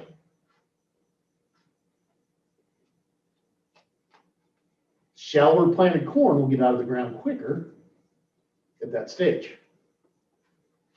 I need information. So, on the scale, do I go shallower or do I go deeper? Here's what I'm going to tell you. Adequate moisture. That becomes the big driving factor. So up at our PTI farm in 2018, 2 inches wins. In 2019, we were actually dry, 3 inches wins. 2020, again, 2 inches wins. You know, we fit the average, right? So when I look at this shallow planting, and I'm wanting to understand this, why would I plant shallower than 2 inches? Now, I would never go shallower than 1.5 inches. Personally, I would probably never go shallower than 1.75 inches. That's just Ken's opinion, okay? Now, yeah, I know that if you haven't calibrated your row units, you better not ever go deeper or shallower than 1.75 inches, because if you're off by 1/4 inch, you're already at 1.5 inches. Okay? So it's all about how do I get root development? How do I get my plants out of the ground correctly? So here at 1.5 inches, I have what? Why am I more consistent on emergence than I am here if I have adequate moisture? Shallower plant corn is going to come up quicker, right? That's my challenge. My 3-inch is going to struggle if I have adequate moisture at 1.5 inches, at 2 inches, okay? So think this through with me. I sit here and I start to look at this and say, okay, what depth do I plant? I do have a shorter distance to the surface. If I'm going to get a hard beating plaster rain, I definitely want to be shallower. It's easier to close the furrow. I will have less of a chance of sidewall compaction. Okay, so these are all positives to shallower planted. Now, here's a farm where I have plenty of moisture, dark soil in a no-till, almost too damp in my mind. We can see at 1.25 inches, 1.5 inches, we got out of the ground and actually won with yield potential. We're looking at yield emergence, okay, plant emergence. So how deep do we plant? We always make the statement, I'm going to plant as deep as what I have moisture. I will never put seeds into dry dirt. So, where's my moisture line? Do you know? And how many times you can get off and dig? I can tell you at 18%, it's not enough, right? We all know that. But where did I get off and dig? Most of us, if you're like I am, we load the planter on the end rows. We unfold that puppy, we drive 100 feet. If we're happy, hammer down. Let's go. Do you get off and dig across the knob where it's a little drier? Do you get off and do you dig in the area where it's a little damper? Do you know the difference? Did I get my slot closed in my closing wheel in that damp area? So how are we getting this information? And this is pretty typical of what I see in fields as I come out here and I start to dig. I'm like, well, I got areas that are drier, areas that are wetter, okay? We can get off and dig. It's not hard, okay? And here's where I went across the 24-row planter. We checked depth on every row. Some were set deeper than what it was. Some were set shallower, okay? Every row, you can see exactly where it wound up. So have you gone through and done what I call the block test? Have you managed that? Have you set that up correctly? Very typical. I got a lot of fields across Illinois I've been digging in, fields here in Indiana that I've been digging in. What's the conditions that you have? I see high temperature changes. This was a no-till field. Okay. As a whole, we had plenty of moisture, except a few little spots where we didn't. Most of the time we were above that 30%, and that's my goal. Now, half that planter we had set manually. We set it to 2.25 inches. We had that 33% soil moisture. Rows 9 through 16, we set to 2 inches. As a default, we actually let my smart firmer be in control, and we would change that depth automatically. And if I do that, can I give you a better stand? And that's my goal. How do we get this stand where we want? And these are the times when I win with deep planting. It's understanding this moisture line. Okay? So how do we use this information? I don't care how deep you plant. Basically, it's going to change my mesocotyle length, but I'm not going to worry about how it affects my root system. Roots are still going to grow if I have oxygen, nutrients, and moisture. That's my key. So, always planting shallower has a faster GDU accumulation. It's going to get out of the ground if I have my hard beating rains, if I don't have my hard beating rains. Okay, it's easier to close the furrow, reduce sidewall compaction, but at the end of the day, I've got to go deeper if I need more moisture to get the germ. Okay, it's just a cycle. Which one do I need to chase? So now I got to start asking the question, how does weather play into this? As growers, we don't have it easy. You're sitting in the tractor today. If I'm coming down through your furrow and I'm looking at your furrow and I'm looking at my moisture, 95%. Uniform for moisture, 95. I'm happy. Ooh, 70%. Am I going to have a problem? What's the decisions I need to make? Okay. So I do want to talk a little bit about a smart depth where it changes the moisture for you automatically. Would that have a value to us?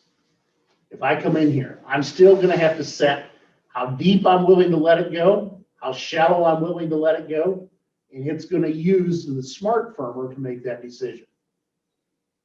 Okay. So these capabilities are out there if and when you get ready to chase that. 2019, we were chasing that up at the PTI farm. So PTI is where we do our research. We got a 400-acre farm where it's got 120 different plots. Okay. And in these plots, we chase everything from moisture to fertilizer to A to Z, trust me. Anybody been to PTI? Great, great. You're always welcome. All summer long, it's open. Technology is sitting in all the tractors. Last year, we couldn't get everybody in them, but next year, we plan on being back and rolling here at this stage this summer, so should be good. But if I come in here and I'm looking at this, I'm looking at my yield at 2 inches deep, 2.5, 3 inches. Why is my deeper planted corn out yielding? Okay, got to start to look at moisture. So that 2-inch depth, 18% furrow moisture. 2.5, 27%, 38%. 3 inches wins. Why? Because of furrow moisture. So at the end of the day, I always tell you, everybody, you don't have to have an automatic depth adjustment. You can get off and change it. Are you willing to stop the tractor and get off and change? Okay. Now, there's what the automatic adjustment is. It just sits right on there. T-handle comes off. This bracket goes on. It's not going to be a rapid change. Okay. It changes about 1/8 of an inch every second. So it's a very gradual up and a very gradual deeper. Okay. We do that very specifically because I don't want corn changing depth rapidly going through the field. So that's why we slow that down to that point. You can plant manual, 2 inches deep, every 1/4 of an inch is what you can set that. Okay. We do know that, 2019, we had that 7.8 bushel yield response. So what happens in 2020? We can see that 2 inches is still going to be the best average depth. Not much of a cost to go into 2.5. Not much of a cost to go into 3 inches. There is a cost to go into 3.5. Okay. We always got to find where is that point. Now here's the part that what I thought was kind of fascinating. Once I hit my ideal furrow moisture, 30, 31, 32%, okay, even getting the higher, we had a yield loss. Okay, why? It's harder to get out of the ground going deeper, right? Now, that wasn't much of a yield loss. 0.8, 2 bushel. Okay, 10 bushel I get real shook about. I would love to have the 2 bushel.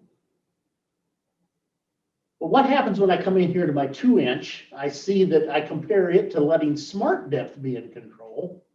And I actually see that that always wins even over my optimum 2-inch, my 2 1/4.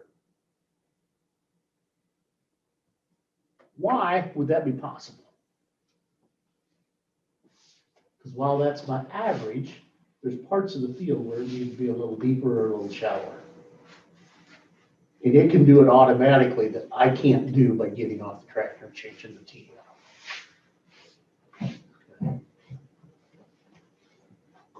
So I got a 5 bushel, 6 bushel yield response. We're chasing that hard. Okay. Ken, one of the, and I think I understand this pretty good today, but one of the early thoughts I had was they told us to plant consistent depth. Keep your depth consistent, and now we're varying the depth.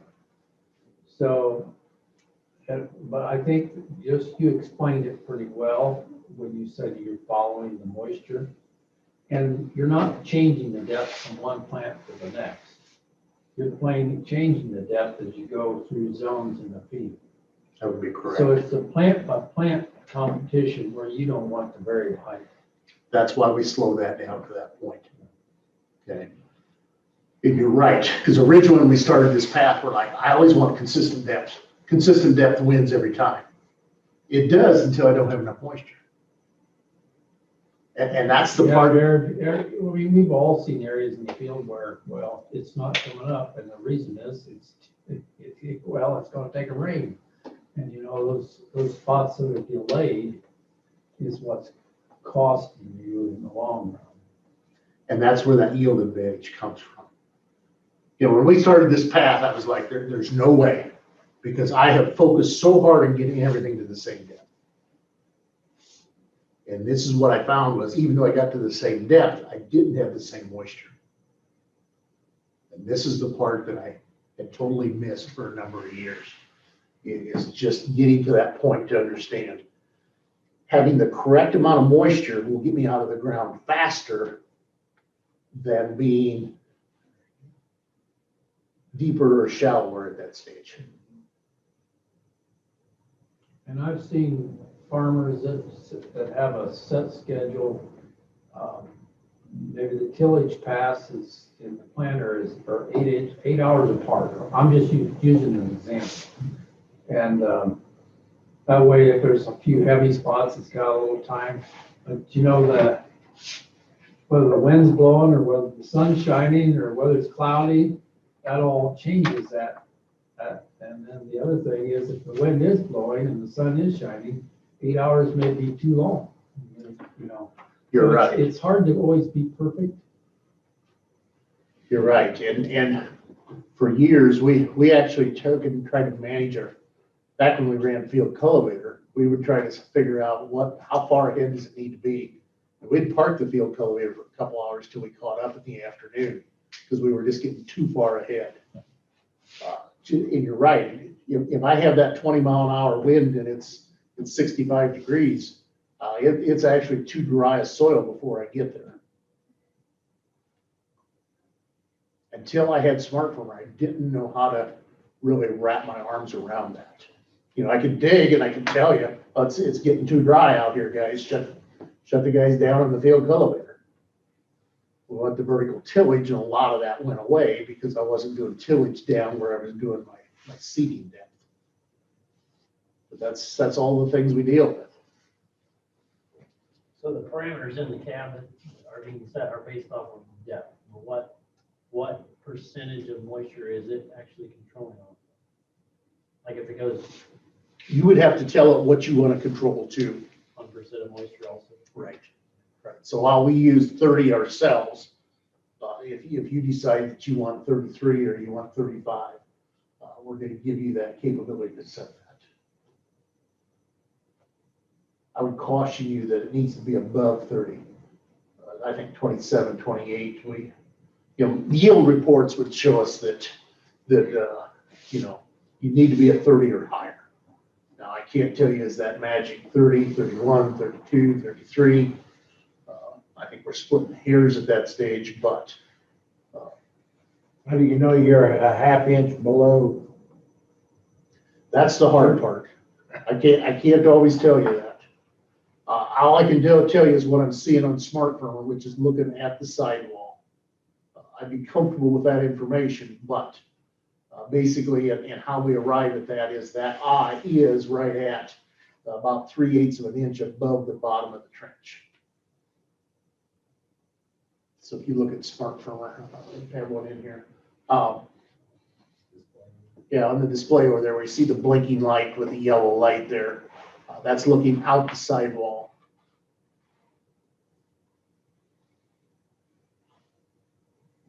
So that's kind of how we arrive at that.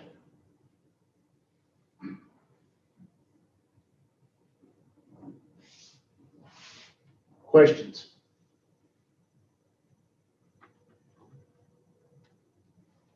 Pretty classic in my no-till, where we're running some wheat stubble here, we're out playing in that, and just looking at that information and what do we do with it? And I've told you, I think the most common planting depth mistake is planting 2 inches. I've done this for years. That was really, we've kind of talked through that faster GDU accumulation, and then I threw into what happens with weather. In everything we do, we always say, I got to measure it. I got to have enough knowledge to make the right decision, and then we're going to control it. And that's kind of the wheel that we try to drive with that. Let's practice. So here you are, first day of planting. If I'm out there, it's April 20th, and I got 50 degrees in the morning, 70 degrees in the afternoon. It's a little heavier soil, like maybe what some of you guys have here. What are you going to do? Because I got plenty of moisture. I got 45% at 2-inch planting depth. Are you still going to leave it at 2 inches planting depth?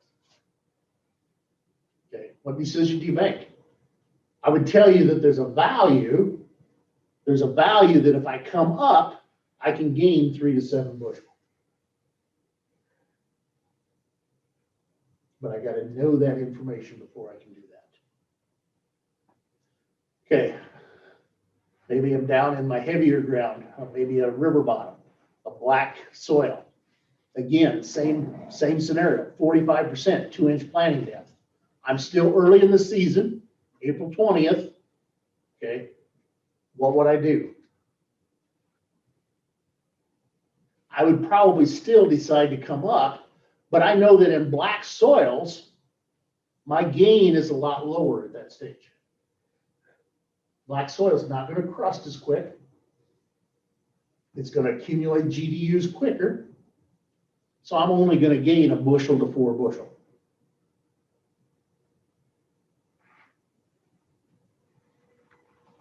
Now, let me throw another one at you. Wet spring, you're getting started a little late. It's May 10th. 65, 80 degrees outside. It's drying out fast. Wind's blowing. Okay. Typical Midwest loam. I'm in a conventional tillage today. Okay. Furrow moisture is 23% at 2 inches planting depth. What's the decision we got to make? I'm going to tell you it's simple, right? We're going to go deeper. Are we? Because now I turn the radio on, it says there's a 40% chance of rain tonight. Boy, don't we wish farming was easy, right? Okay, so what's the decision I make? 40% chance of rain. Man, if I go deeper, is it going to come up? If I get a rain, but if I don't get the rain, there's a 60% chance that if I go deeper, I would actually gain 5 to 12 bushel. There's a 40% chance that if I go deeper, I'm going to lose 1 to 6 bushel.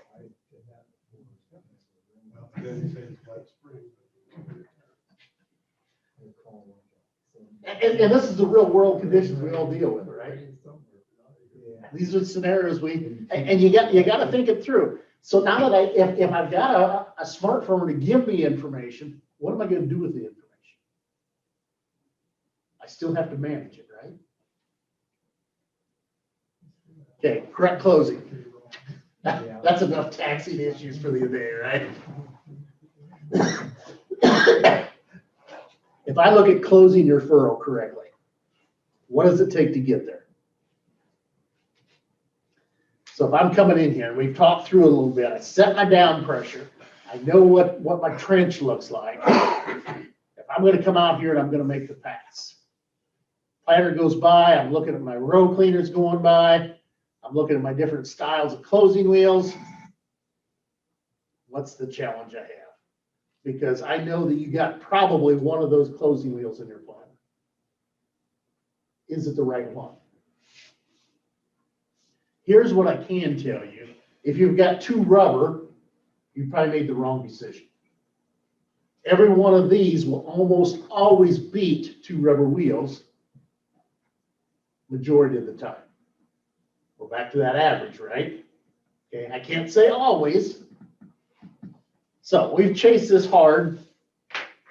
We got a lot of research going into this. I do know that there's three variables I have to understand. What's my soil variability in the field? What's my moisture? Plus, what's the weather forecast for tonight, for tomorrow, for the next day? And what's my tillage? Because now I got to make a decision.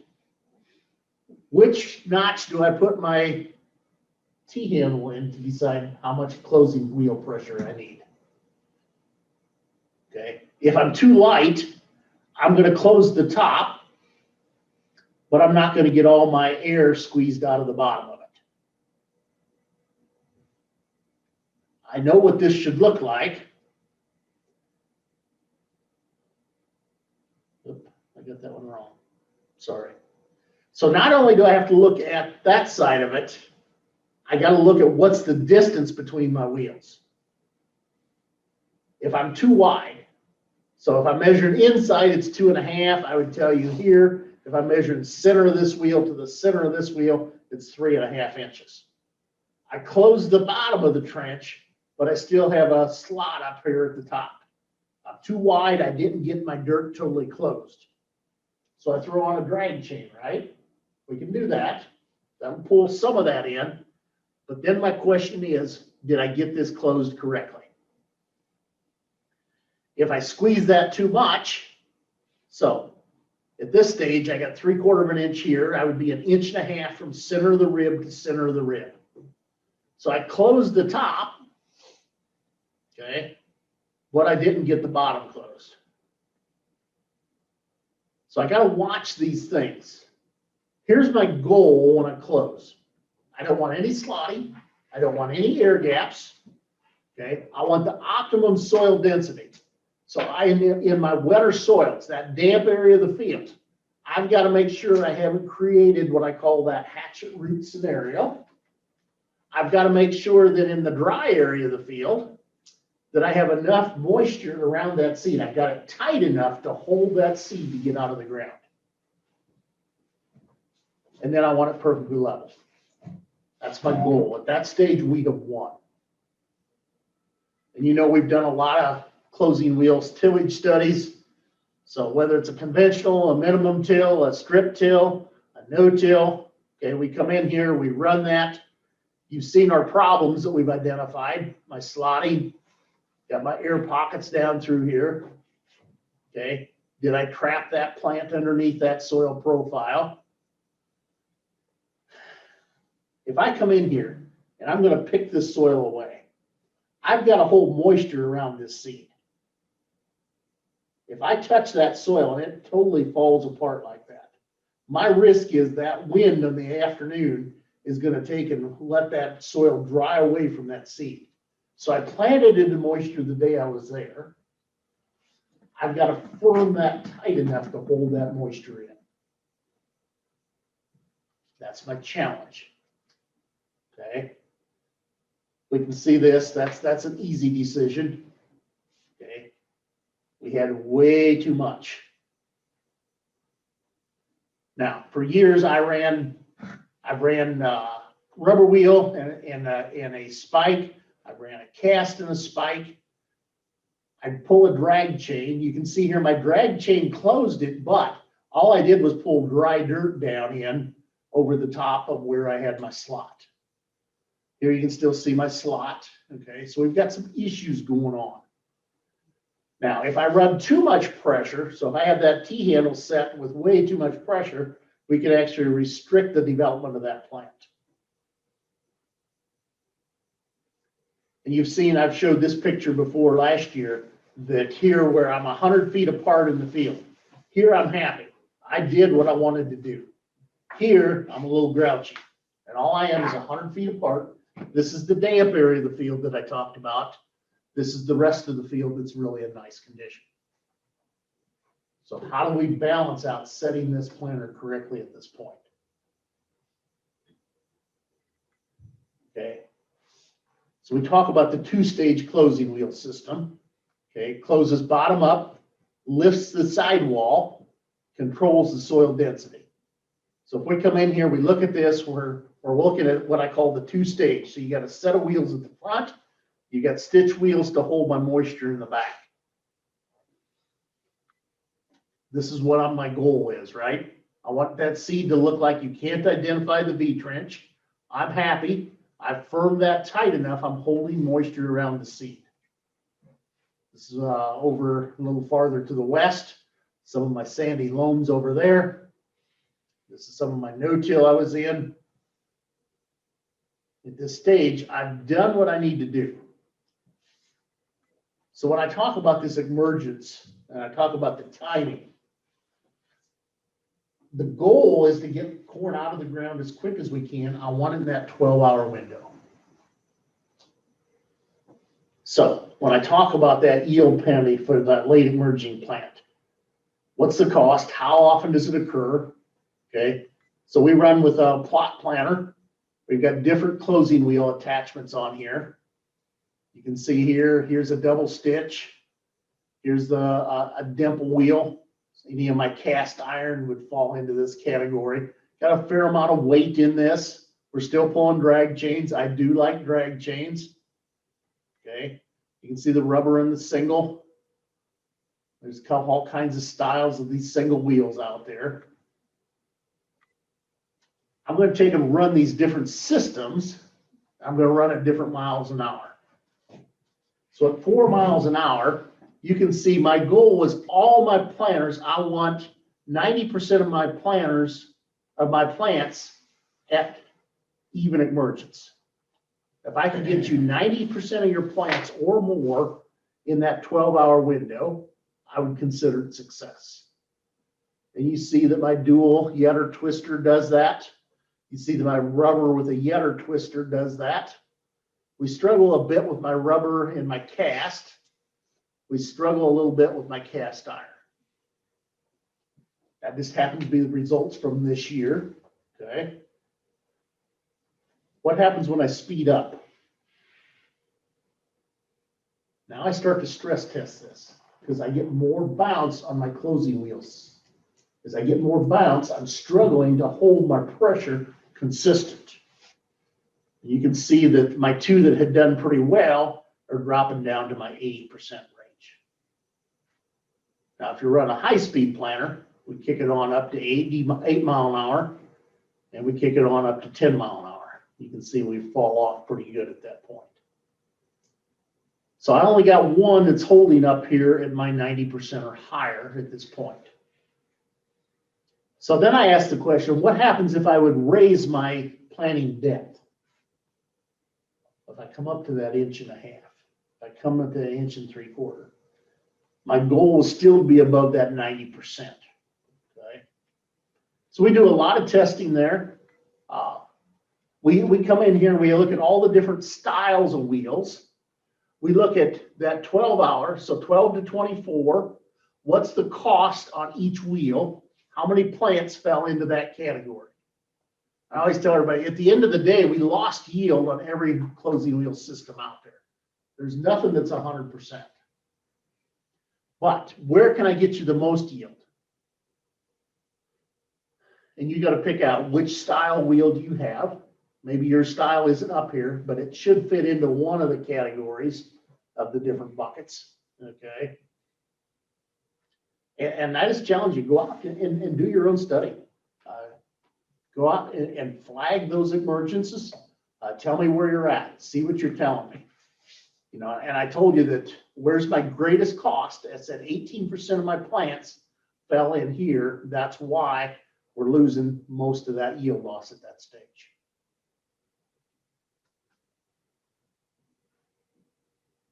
And this is why we drive this as hard as we do. When we talk that two-stage, we always say that most of the wheels do a good job with one part.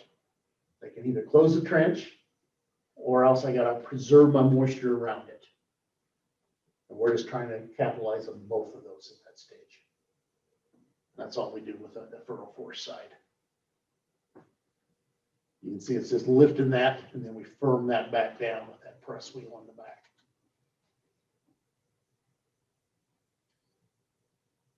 So we'll continue to dry that. We're seeing a lot of good yield response so far on that. You know, like I said, it's the two-stage, so we bring in from the sides and we firm back down with the back end at that point. We do use sensors to tell us all that information because we're going to adjust that automatically. At the end of the day, you know, I say, here's my goal, right? I want that seed placed exactly where I want it. I want it to look like it needs to be identically placed, seed to seed to seed. I want a 1/2 inch of moisture around each one. I want to preserve that moisture until it gets absorbed. We always come back a day or two later and dig. Am I holding my moisture line? You can see that's in my no-till. That's actually going through some wheat stubble there. That's the goal. Questions on where we're at?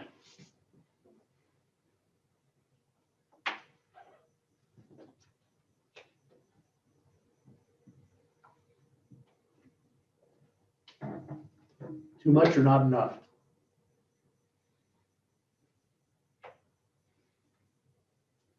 I like your slide about the 40% chance of 2 inches of rain because sometimes you let the forecast dictate what you do. We all do, right? Or don't do. I mean, I listen to the noon farm report like it's the gospel every day. It's like, what's coming? What's changing? You know, and most of us are chasing our cell phone. What's the weather forecast? You know what time of the day they start updating that. You start looking at that, you're like, well, now what do we do? Those are the decisions we have to make.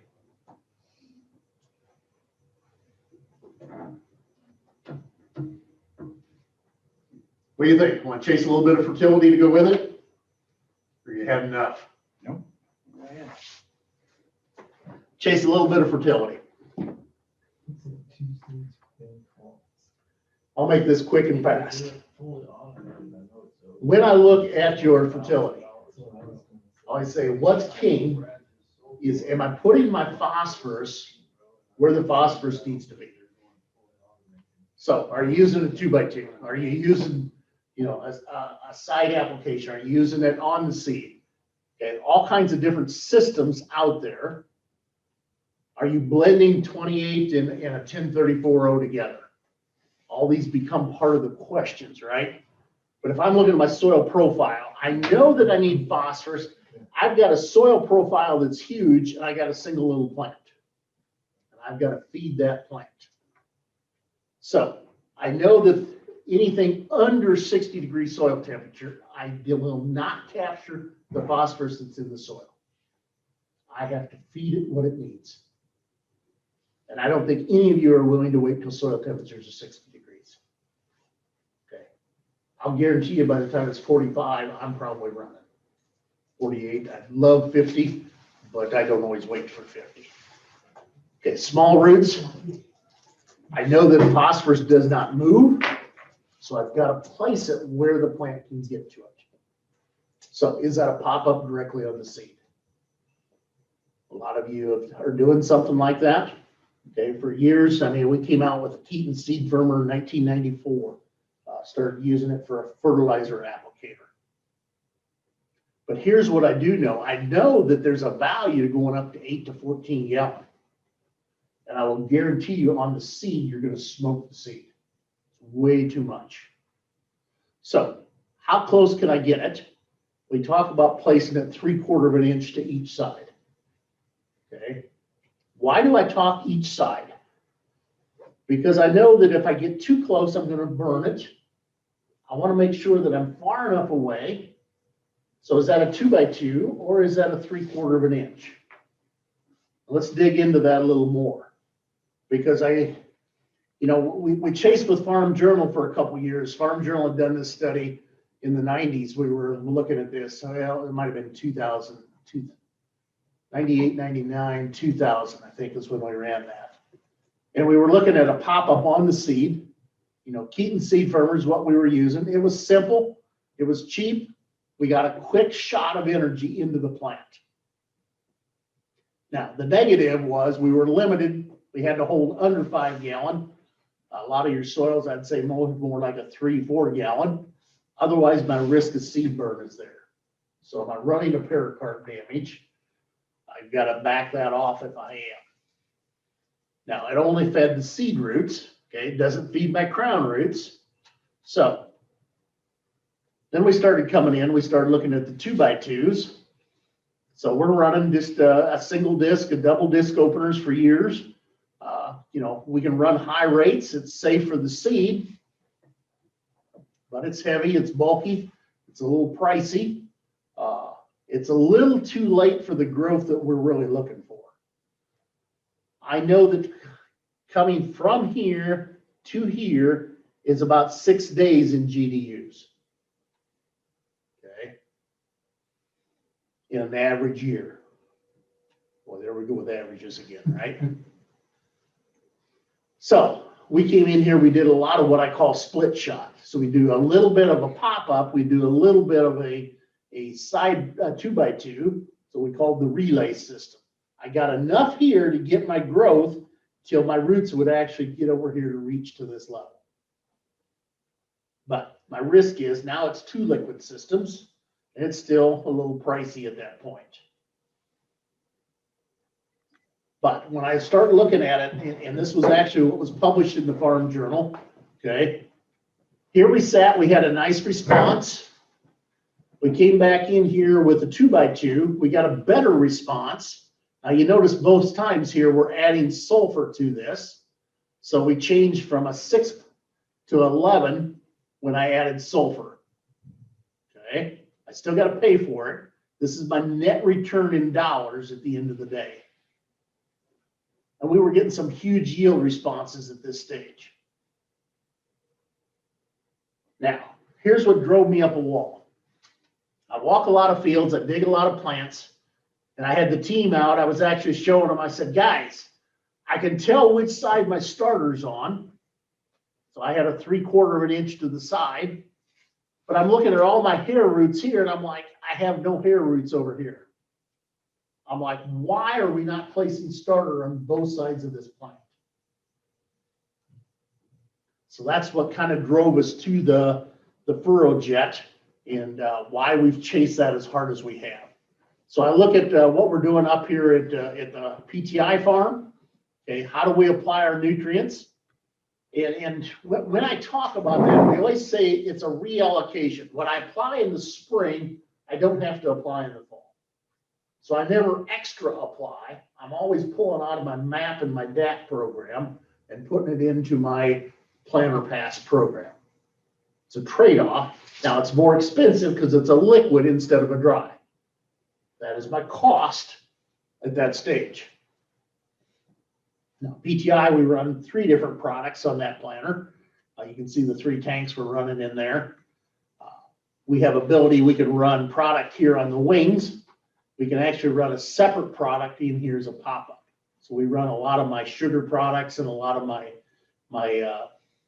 what I call my micros, depending upon where we need to place those, what we're doing with that. So if I'm running on that row unit, if you got just a regular seed firmer, we pop that out. We pop in the furrow jet. And we can take a run. You can see I got 3 hoses coming down. Typically my wings would be the same product. A lot of guys are using the same product in all 3. Totally up to the growers what they're doing. We come in here, it does take a pump to do that.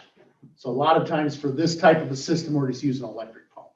You can see there's a Surefire on this particular planter that we're running. We're controlling that. Okay, we're controlling row by row. You can have that ability, or you control it by sections, whichever way you want to go.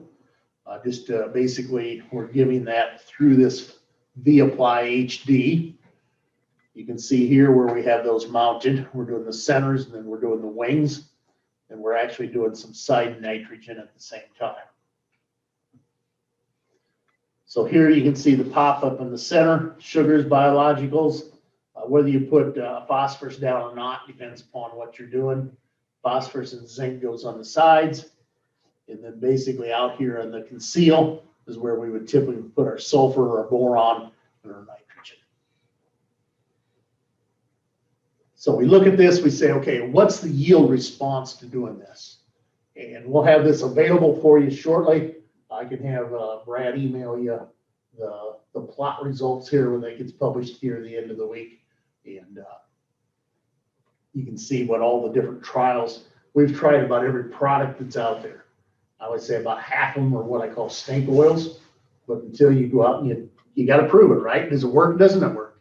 And if it works, then it's going to go into the program. We're going to work with it for 3 years. I got to have a yield response all 3 before I'm going to call it a solid product at that point. So it's all about placement. Okay, we're just flooding that zone with the nutrient package. Here's actually up in some of my sands, a little right up at the Michigan line where we were running. It's up at Union City is where this one was. Just a furrow jet. We're running a 1034-0 just in the wings only and getting a nice response, basically without, and then getting all the way up. So anytime I'm without, we're still putting the same amount on. We're just putting it as a broadcast instead of running it through what I call the banded nutrient to that point. So a 4 gallon, basically I maxed out at 4 gallons in my sands. We do chase that with nitrogen on that planter. We put that through the conceal. We've just found a nice response that dual band nitrogen versus a surface applied. So this was actually a weed and feed program here. Sometimes we compare that to anhydrous, sometimes just a broadcast dry urea, or else a 28 is a broadcast. Now, when we start going in and we look at, and we've got 3-4 years of data showing 100% up front, whether that's anhydrous, whether it's a broadcast nitrogen, what happens when I go to a 50-50 split? And here's what I will tell you with nitrogen. The more times we split it, the greater the efficiency. So when I look at a straight, if I'm looking at anhydrous is a 50% efficient, is the way it sits. One pass. If I take and move you to a 28 program, I am 60% efficient. If I split that nitrogen 2 passes, I will take you from 60 to 80% efficiency. So I'm getting more bang for my buck, but there's a trade-off in price, right? So here's 50% up front, here's 50% at a side dress. For years we had done this. We came back in at about at a V5, V6. We were just rolling with a tank and coulters, and we ran for a number of years. I got a 14 bushel yield response versus a single shot. I would do that all day long. But then we started finding out that if I add and take out and put 25% on the planter, 25% on the conceal, and 50% in side dress, I can add another 13 bushel. So we come in here, we look at that in 19, we look at it in 20. Again, we're not seeing quite as high in 2020, but we're still seeing a nice yield response to doing that. So where do we want to go? How do we want to handle this? And here's what I will tell you. For years, I used to do a straight anhydrous program when I was younger. Dad believed that you go out, you run it, not a problem. Then we started moving into a 28. Then we started moving into a 50%, basically with a sitting right in here, 50% with a single band, 50% side dress. Okay, some of that times we were doing that 50% up front and 50% in side dress. Sometimes on the planter pass, we can do that either way. What we're really seeing is, the later in the season we drive our nitrogen, the greater the yield response. When does corn plant take up nitrogen? It's later in the season, right? B10 and above is when it takes up the majority of its nitrogen. So from an efficiency standpoint, we need to apply it closer to when we need it. From an environmental standpoint, we all know what's coming, right? You guys that are in the watershed districts, if you're watching what's going on to the north, okay? I mean, I got a lot of growers in my H2O program. Trust me, there's gonna be dollars in it, but you're gonna be forced into it at some point. So I wanna be ready when the time comes. But I can tell you my efficiency factors of what's winning. When they tell you you only get 180 units, 200 units of nitrogen, how are you gonna manage it? You think it's gonna happen in our lifetime? Yeah. Okay. So I would tell you, be proactive, be ready. I would tell you that today I can grow 0.7, 0.8 bushel of nitrogen, or 0.8 units of nitrogen, I can get you a bushel of corn. If you're not there, you need to be finding a way to get there. Okay. So these are all pieces of that program to get you to that point. Now, Yeah. I don't think anybody in here got irrigation. Okay. We're playing a little bit with what I call drip irrigation. So here's some of the high yield corn. You can see we got some 360 bushel corn out there at the PTI farm where we're just laying drip tape down through those rows and get some nice yield responses to that. But again, still utilizing the furrow jet, utilizing the conceal. I lose about 40 bushel, 50 bushel when I take away my water out of that equation. So we're still hitting some 320s, 330s. That yield response is very similar. It's just about 40 bushel lower when I'm on dry land at that point. But again, furrow jet, it's a 1034-0 furrow jet on the wings. The conceal, just nitrogen only. So each program by itself and then putting everything together. Different hybrids respond differently. Doesn't surprise you, right? We know that how and when it picks up timing of nitrogen is critical to those hybrids. Questions?